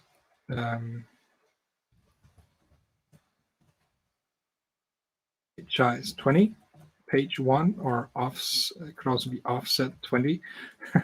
But let's just say it's page 1 or page 2. Do you want this to be in the URL? You want this in the URL if you want people to be able to directly navigate to that place every time. Does that make sense? Maybe for some data that doesn't change very much. I mean, if you're going to page 2 and you're seeing something different from the last time you visited every time, it might not even make a lot of sense. So maybe you shouldn't even do this at all. If we had some table or something here with a paginator, I mean, the most important thing is that the list, the table you would have here is changing. And if it's not important to be able to navigate to that exact page, don't put it in the URL. Putting stuff in the URL is more work. It's a very nice feature of the web that we can store state in the URL so that people can return to an exact state in our apps. So, but make sure it's what you need for your app. Make sure it's a requirement that makes sense. That it is indeed important for people to go back to exactly the 5th page here in this result. Otherwise, don't spend your time doing it. Let's say it is a requirement that makes sense for your application, then absolutely, something like this is the way to go. Yeah, this was the programmatic API. So something like this. Yeah, this is a good way to go. Like you could probably maybe you could expand this extract this logic to a service, but then you would have to provide that service on the component level so that it can inject the component level activated route, because the activated route is specific to each component in the component tree. So it's not something you can inject on a global level, because there is an instance per component that is currently active. So yeah, this is something what you would do. And then there's the declarative version where we use the router link, and let's see if we can find some of the options here. You would have similar router link with href.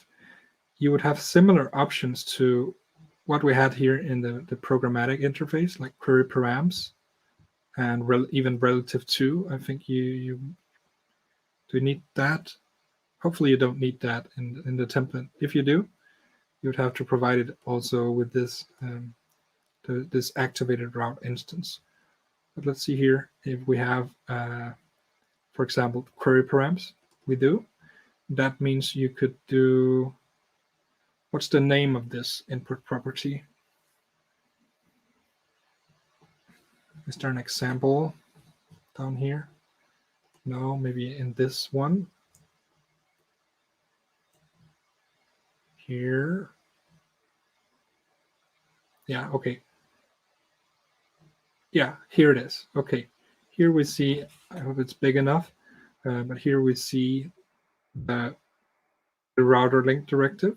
We don't see a relative route. Oh, there's an example up here for that. If the first segment begins with // or doesn't begin with a slash, the router looks in the children of the current activated route. But yeah, if it's exactly // it means the current route, but just with some other query params, right? So here you could add query params.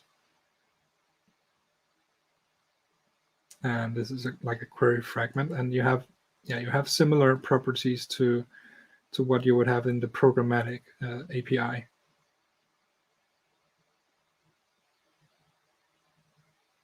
Yeah, relative to is also something you can add. You might need that in some cases. So very similar to I had to add. I think I have to add the relative to when I use relative URLs. Have to pass in this property relative to this route, which is the activated route.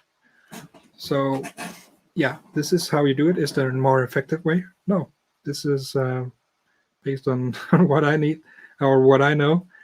This is a good solution. This is a good solution. But just make sure that this is a requirement that makes sense for your app, that they need to have that page number in the URL to be able to return to it.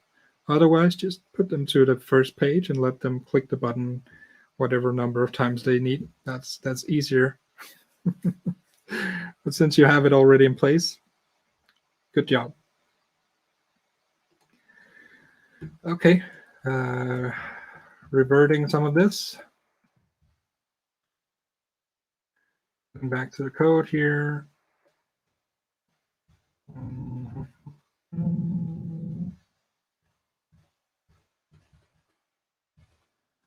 I think this was it now.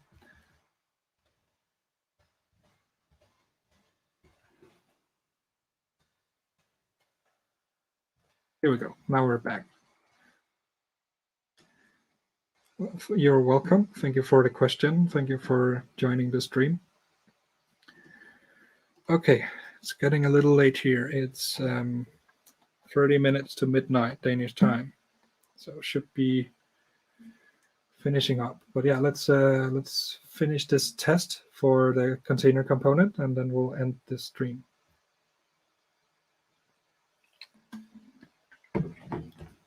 Good. So we wanted to add test this forecast dollar property, this observable. So we're creating an observer and an observer for example, the next emission is just a function. So just can create a function that accepts any input, and we can even control the output. But since an observer shouldn't return anything, it's not needed here. So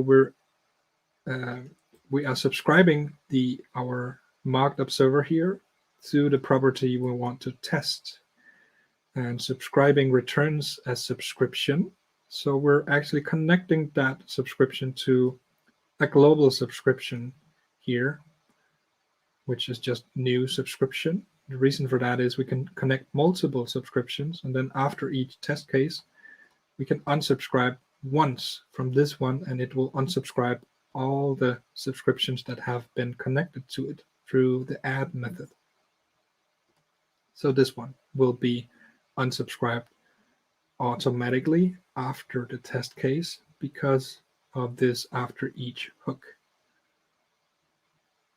I hope that's starting to make sense. So we have our setup done. We also still have all the setup up here for the global before each of this whole file, this whole test suite spec file. So we will have an instance of the container component, and now we'll also have the instance it depends on of the CO2 forecast store. So we want to test that it referring to this forecast observable emits the value emitted by the CO2 forecast store. So let's see if we can control what the forecast store is emitting. So let's see if the NGRX store has something we can use here. I think it's a bit how do you say that? I think these should be protected. All these public methods and properties coming from NGRX store, I think they should only be used by the base classes and not be publicly available. But yeah, people want some flexibility, and there's edge cases, and luckily for us, this is one of those edge cases in a test, we want to control the internal state.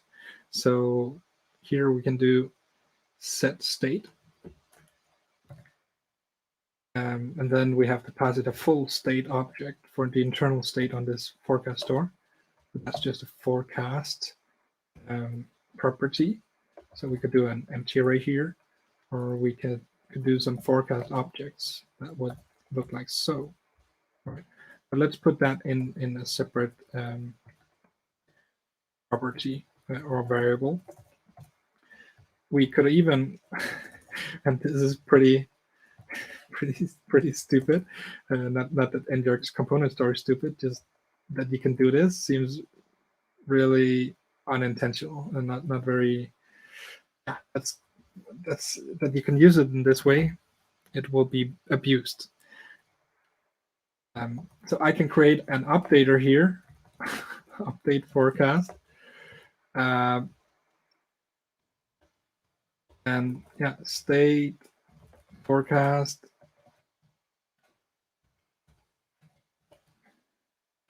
And return a new equals, return a new state with the forecast being the new forecast, right? Or am I doing something wrong? Oh, I should, yeah. Forecast. So yeah, so I could even add custom updaters here in the test, which is kind of, yeah, the fact that you can also do that in other places in the code is kind of triggering some knee-jerk reactions here that this doesn't look good. Can be abused and misused a lot. So yeah, I think it's unfortunate that the component store has all these methods marked as public. All these, this is internal mechanics of the component store. That's something that should be publicly available in an ideal world. But yeah, probably just for flexibility purposes. But it brings some unfortunate trade-offs with that decision, that design decision. For us, it turns out well. We can now control the internal state of this store in our tests. But we will still be competing with the, if we find the store implementation here, we'll be competing with this effect. So every minute, and even initially, it will be asking the HTTP client for new data. So ideally, we should create maybe we should make an option of turning this off somehow, this effect, or we should create a stopped store service only for testing purposes, but it has the same public API, the same public properties and methods. But let's try this method and see this technique, see if we can have success with that. So expected forecast is a CO2 forecast, which is an array which has some values here, 80 grams per kilowatt hour, some minutes, which is, this should be an interval, right? No, a date time, sorry, from Luxon. So now we need date time from Luxon, from ISO, and we'll just do, I've mentioned a few times that working with time series is great for testing because you can always make up some test data. I'll just use whatever the time approximately is right now. So we're in this 5-minute interval. I'm in DK1, and like I could take the real value here, but it doesn't matter. It's a realistic value. So let's do one more. Like we don't have to make a full forecast of all the 5-minute intervals because it should work the same, right? Shouldn't care how many are passed. So here it's 82. Good. So we will emit this. We'll change the internal state of the store to this expected forecast. And now, what should happen? Well, the forecast property of the container component should also emit the same forecast array. So how can we check that? Remember that we subscribe the forecast observer, which is a variable here we have access to, which is a function. It's a just mark function, which is kind of has the same features as a just spy that you might also know from Jasmine. So now we will go and inspect that mock function by saying forecast observer, or expect forecast observer to have been called with the expected forecast. And yeah, okay. So it didn't work. it is saying that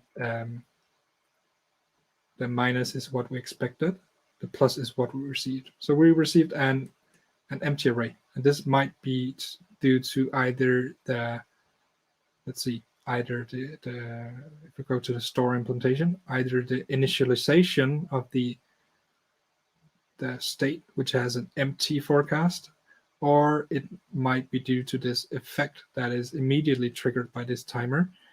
But that will go and ask the HTTP client for new data, and we haven't told it that there's new data available, so that shouldn't be the case.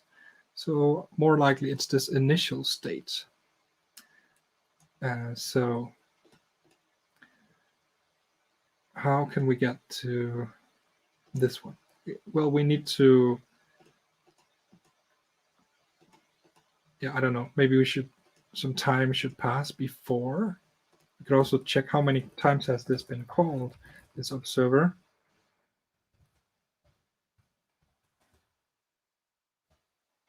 I can call one time.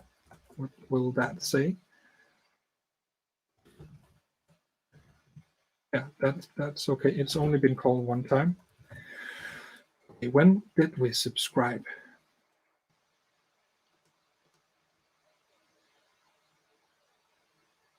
So we subscribe, of course, after the store and the container was initialized, but we wouldn't be able to subscribe before the container was initialized, and the container can only be initialized when the store has been initialized, because it's a dependency in its constructor right here.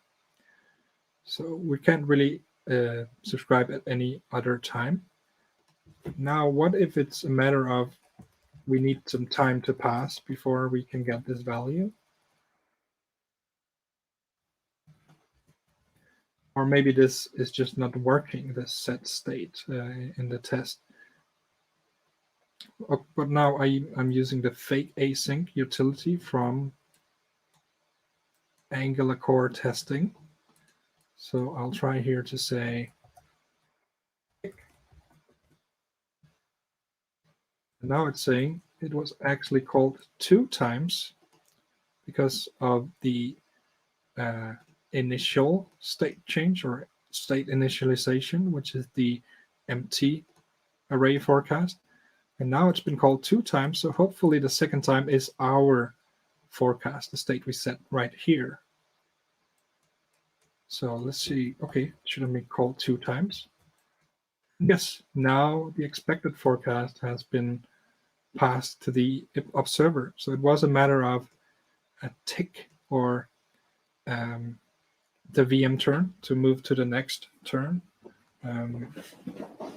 before this value was emitted. This expected forecast.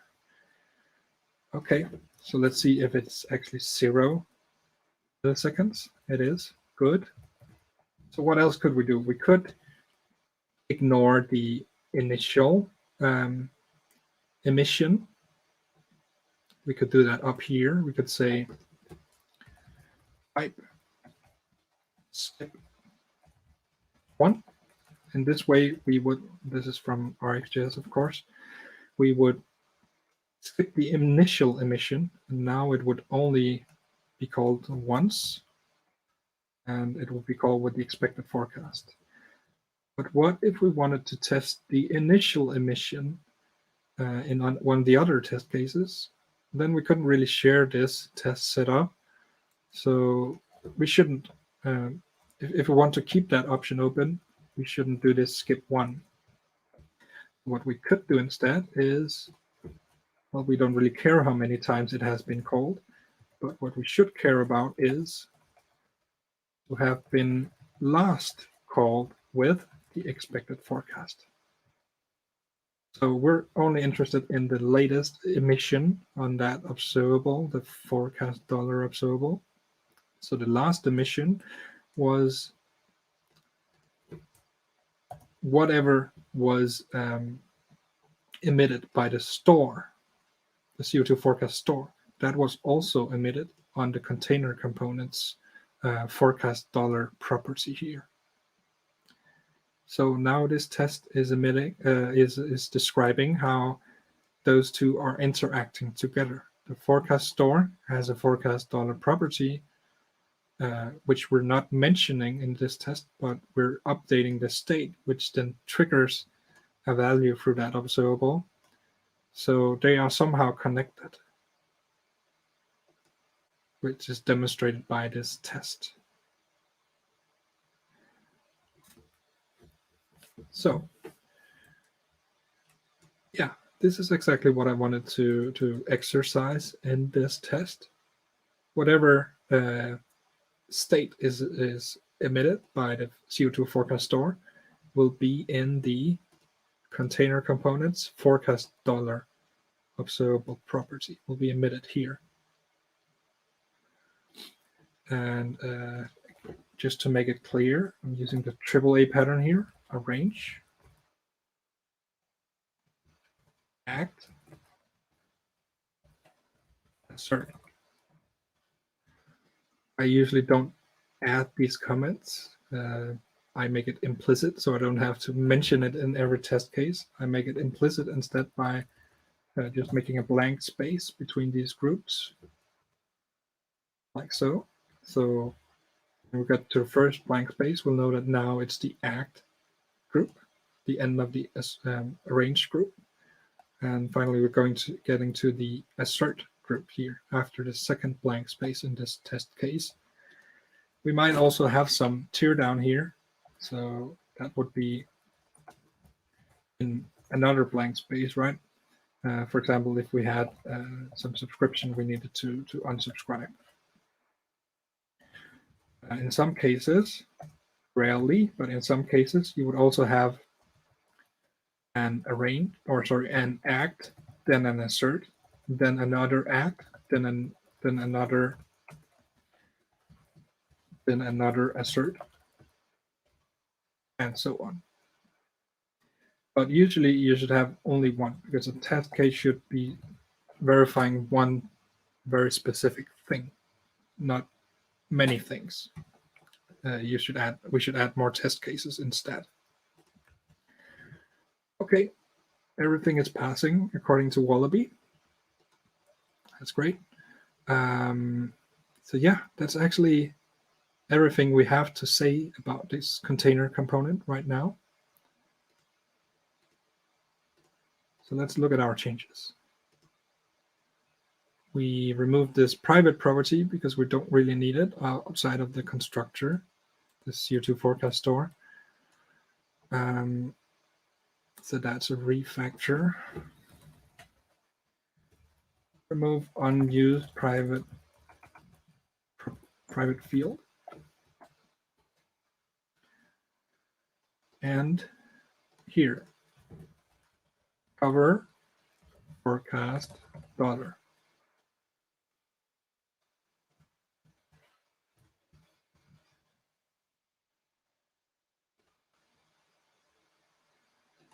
And finally, let me run the formatting script, the npm format, and see if there's any changes, because I have one VS Code extension that's sometimes rearranging the imports differently from Prettier. Okay, so I had an extra blank line here or something. So let's just the previous commit was to this file, so I will do commit amend. So let's push this change. And let's see, is there anything else in this feature library that is worth testing? Let's have a look. We decided that the presentation component is not worth testing right now because we have this temporary table, but we're going to replace it next with a chart from AG Grid, hopefully. So there's nothing really to test here right now. We tested the container component. There was only one thing worth testing.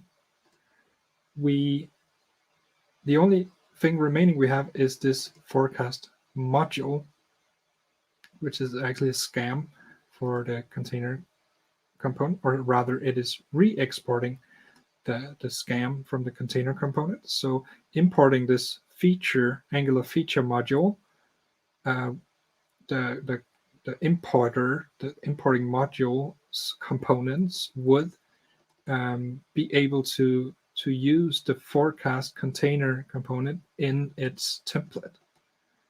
So that is what we're exposing in this feature library. Only this module, which gives access to this scam, which gives access to this container component. Yes, that's complicated. Yes, modules suck. I agree. Couldn't agree more. There is still on the Angular roadmap, years later, there's still the intent of making ng modules optional. Unfortunately, it's not fully getting rid of Angular modules. When and if we get optional ng modules, it will only be for being able to properly lazy load a component without an Angular module.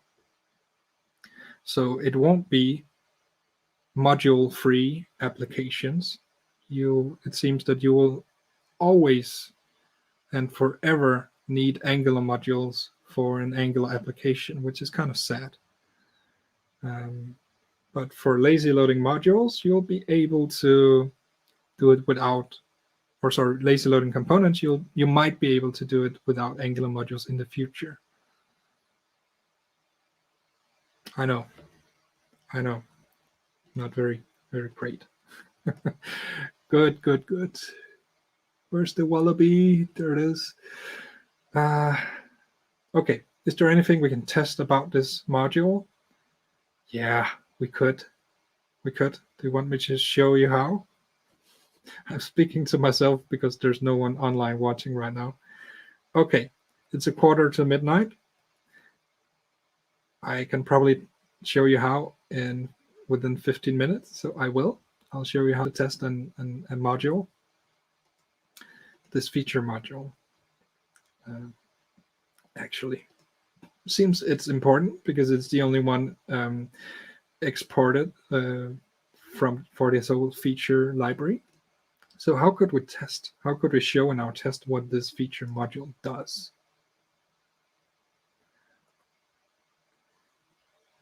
Okay, starting by taking the name of this feature module, adding a file that's called .spec.ts, splitting the screen. My mouse is not very good anymore. Adding a describe block. We'll have this name. That's the name of the test suite. Here it is. We will have some test case showing that it works. And now Wallaby is in a happy place. Everything's green. We're done.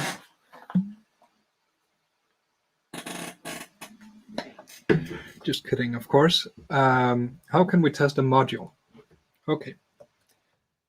Let's add a test setup here. Before each, we're going to configure the Angular testing module through testbed. Configure the testing module. And we're going to import the module we're going to test, which is this one, the CO2 feature forecast module. And now we want to demonstrate what does it do, this module? What do you now have access to after importing it? It exports the, now we can add the name of this container component.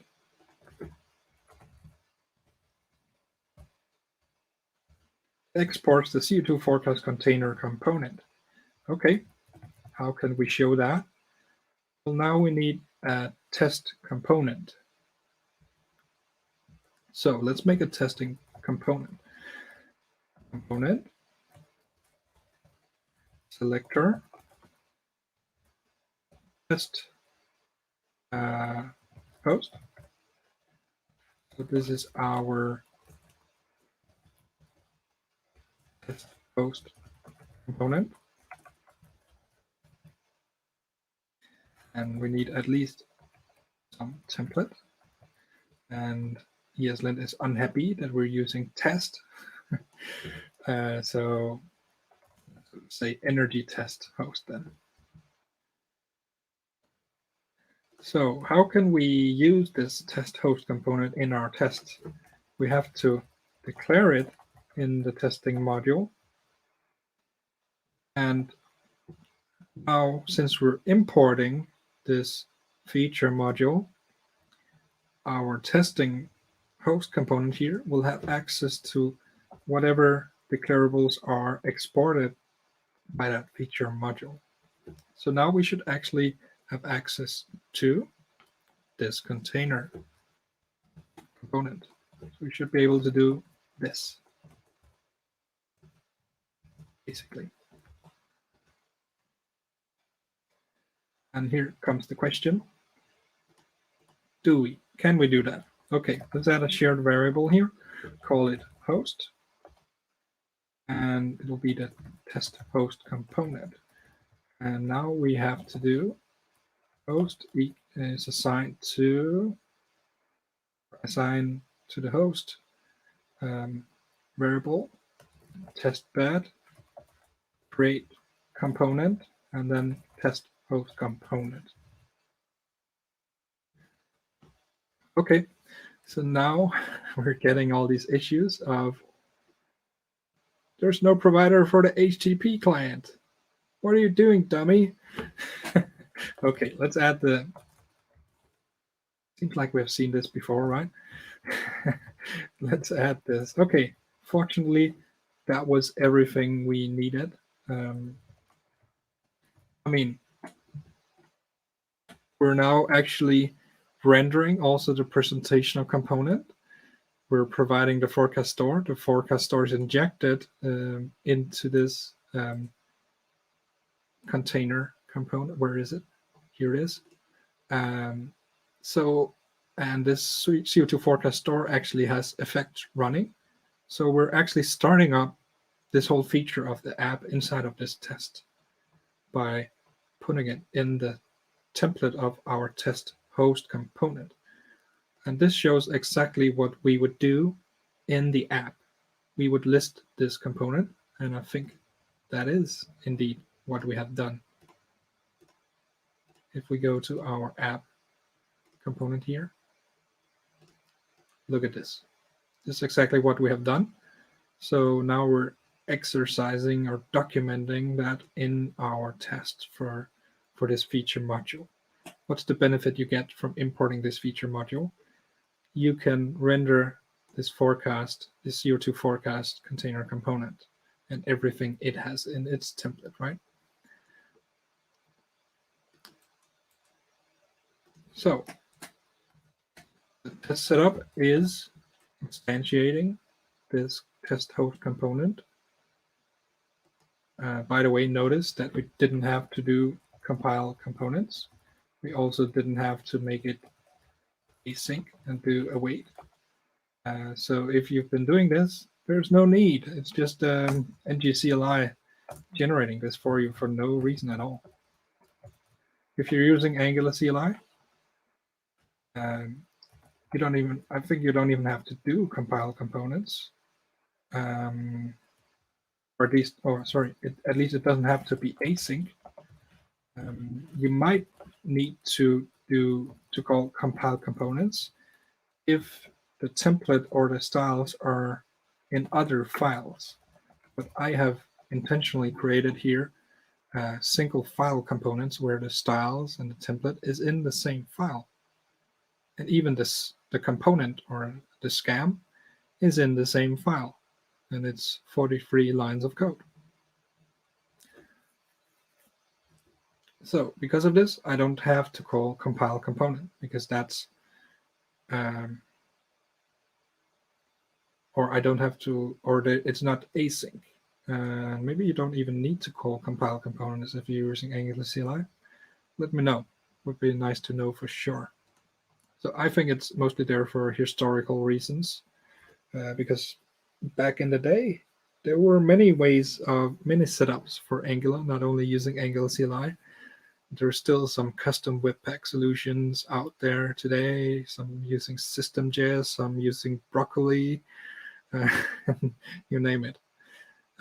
Grunt, Gulp. I mean, there are still some out there somewhere. Okay. Yes. So it exports the CO2 forecast container component. How can we show this? Oh, by the way, I messed up here because this is what we get here is a component fixture. I wonder why TypeScript didn't complain about that. So this instead should be the host fixture. We'll have a variable called host fixture, which is a component fixture of the test host component. So then we probably don't even need the host instance reference. We need this fixture. What can we do from here?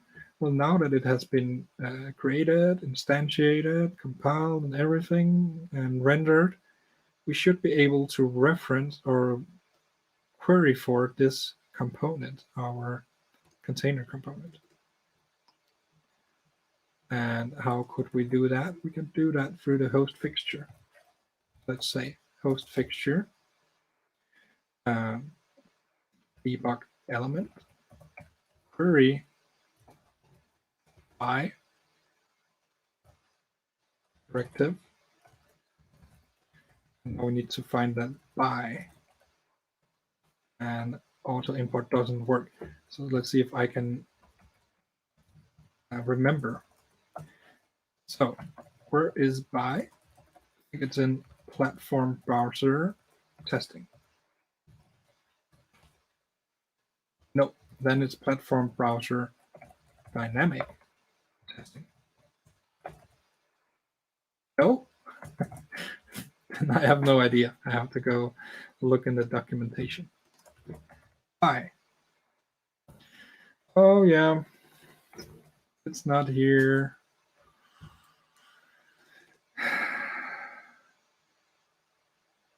Oh, you know what? It's probably not even in the testing subpackage. It's probably here.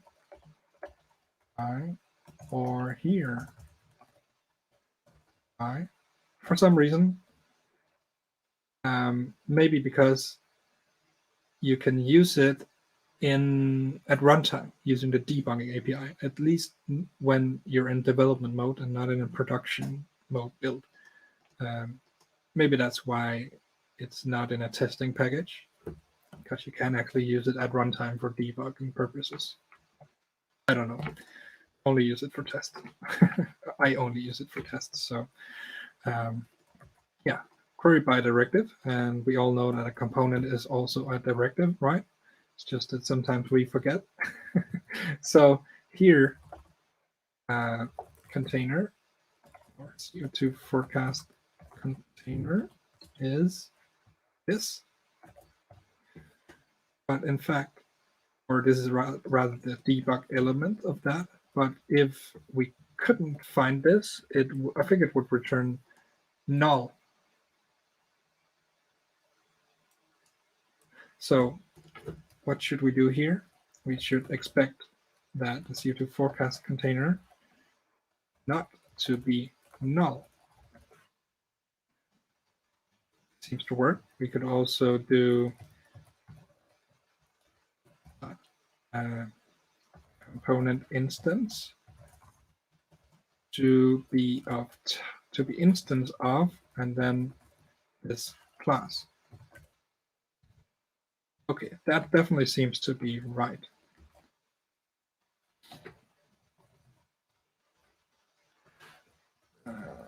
Yeah, it seems to be right, but it's always good to first see the test failing so that we know when it's passing, it's for the right reason. So we can remove this export. Now it should fail. And it does. Why does it fail? Well, already in the template somewhere, and here, cannot read debug element of undefined. So the whole host fixture is actually doesn't work. This create component doesn't work because it's trying to use this an element of this name, and there's no component to match to that element or tag name. So when we add back the export here, the test is passing. So we're good.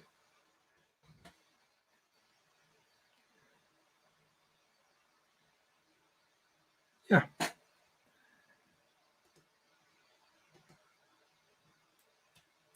What is this complaining about? Defined but never used. That's not true. It's used right here. Might be some out of sync something. Here we go. Okay, so now we have a test for that feature module. We are testing that it exports the CO2 forecast container component so that you're able to do this.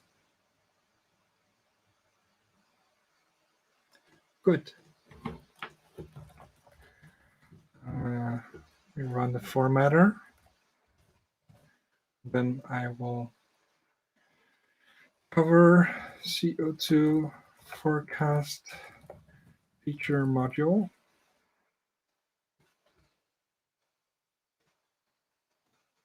Very good.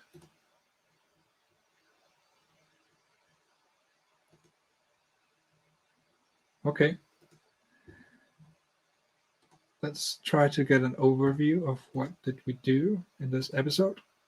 We worked in the forecast feature, but in fact we also made a small fix here in the data access, because in the HTTP service, we needed to, when the query, the SQL query parameter is generated, we needed to convert it to the UTC time zone so that it produced the set suffix here, because it, for some reason, CCAN, there's an issue of when you do plus, it thinks that the plus is a space, which is not really a valid UTC offset here, like so. So instead, we're going to convert it to UTC, so it gets this set or Z set, however you want to say it,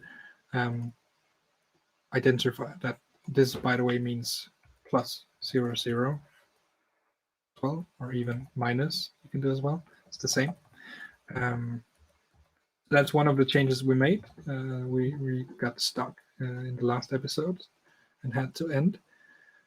So now the data fetching is actually working. Everything in this CO2 forecast, in this CO2 data access library is now working. And in our feature, we're now able to display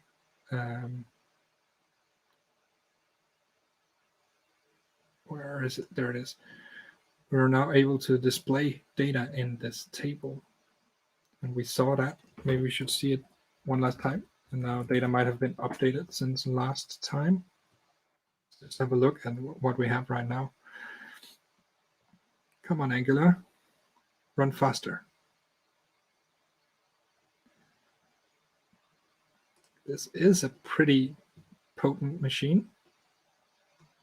Now it's in Danish, but has 12 logical cores. It's the i7 107050, running at 4 gigahertz right now. So yeah, it should have plenty of CPU power. Only thing is, it only has 16 gigabytes of RAM, and that's actually not very much when you're using NX and Wallaby and Angular compiler and all this goodness. So, but yeah, it should be fast. So I'll say it's the Angular compiler that's slow. Okay, the dev server has started. So let's look at our app. What do we have now? Yes, they changed. So yeah, this is a little. Oh, awesome! It also works since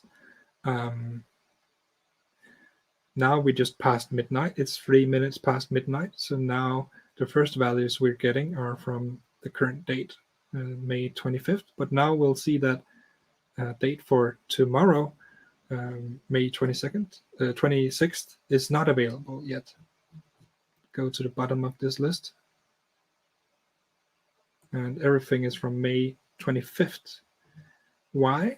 Because the forecast for the following day is only published after 3 p.m. in the afternoon. So we can only display whatever is available, right? So right now we just have this very long list, our table, and we're going to replace that with AG grid charts. And maybe at some point we'll add a table view, but I don't really think so. I'm more into visuals. So only thing is, if we're going to turn it into a progressive web app that can be used on mobile, how would you be able to get the details? Hopefully AG Grid has a way of dealing with that, or we'll have to figure something out for that. Or maybe not. Maybe you're not as interested in what's the exact value as just, yeah, it's below 80, right? That's the important thing. Below 80 grams of CO2 equivalent per kilowatt hour produced. Let's have a final look here at the next 8 hours of CO2 emissions by the Danish electricity grid. It will stay below 80 until here, 4 o'clock. Oh, that's bad, Denmark. You're getting dirty already at 4 a.m. But at 6 a.m. In that hour, from 6 to 7, it's averaging to 74 grams per kilowatt hour. But then we get to 7 o'clock, between 7 and 8, and it's 91. And yeah, we should probably expect that to increase. We could see that in our own app if we scroll down to later than 9. Here. Oh, look at that. 119. This is dirty, Denmark. Oh, 205, 206, 209. It gets worse. This is a very dirty day. There must not be much wind and sun. Solar power. Yeah. When will it go below 80? Okay, 6:15 p.m. Yeah, but then people get home from work and they start making dinner. So at 7, we will get above 80 again, and it will stay that way until here, 8 p.m. So that hour between 7 and 8, you can really see the energy consumption increasing, which, yeah, if there's not enough solar power or wind, what are you going to do? You need to fire up the power plants that are running on fossil fuels. So when will it stay on 80 or below? Maybe from here, 8:15 p.m. Nope, it's above 80 again. Maybe from here, 10:05 p.m. Yeah, seems so, right? Where was it? 10:05. Here, okay. So according to the forecast, from 10:05, it will be clean energy up until midnight, and then after 3 p.m. Today on the 25th, we'll be able to see the forecast for the 26th and see how that goes. So someone like me could use this to say what's a good time to run charge my laptop, my iPad, or maybe more something like when it's a good time to run the dishwasher, the washer, the dryer, and so on, or charge my electric car, right? I don't have one, unfortunately, but if I had, that would also be a significant consumption of electricity, right? So it would be good to know what's the good time to charge an electric vehicle. Yes, this is the background of what we're trying to do. Let's also take a look at the wind, just for fun, what it's like right now around midnight. Going to the English version of EnergyNet, going to look at the electricity net right now, and here it is. Currently producing 1.8 gigawatts of electricity from wind turbines, and we have around 800 megawatts, so just below half of that from fossil fuels, dirty energy, dirty electricity. But right now we're at 61 grams per kilowatt hour produced, and the whole of Denmark is at almost 3. Sorry, I'm saying, yeah.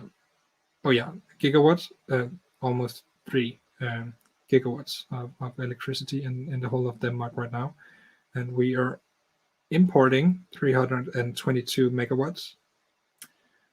So either we don't have enough energy for ourselves, or Germany and Netherlands are requesting more energy than we can produce on our own and still have enough for ourselves. So we're importing hopefully mostly clean energy from Sweden and from Norway, because they have a lot of hydrogen energy as well. We just don't have the geographical areas to do that. In Denmark, we're a very small country and very flat, so we can't really set up those dams and so on for hydro water-based energy. And we don't have glacier water coming down from the mountains, because we don't have any mountains. Like it's a joke.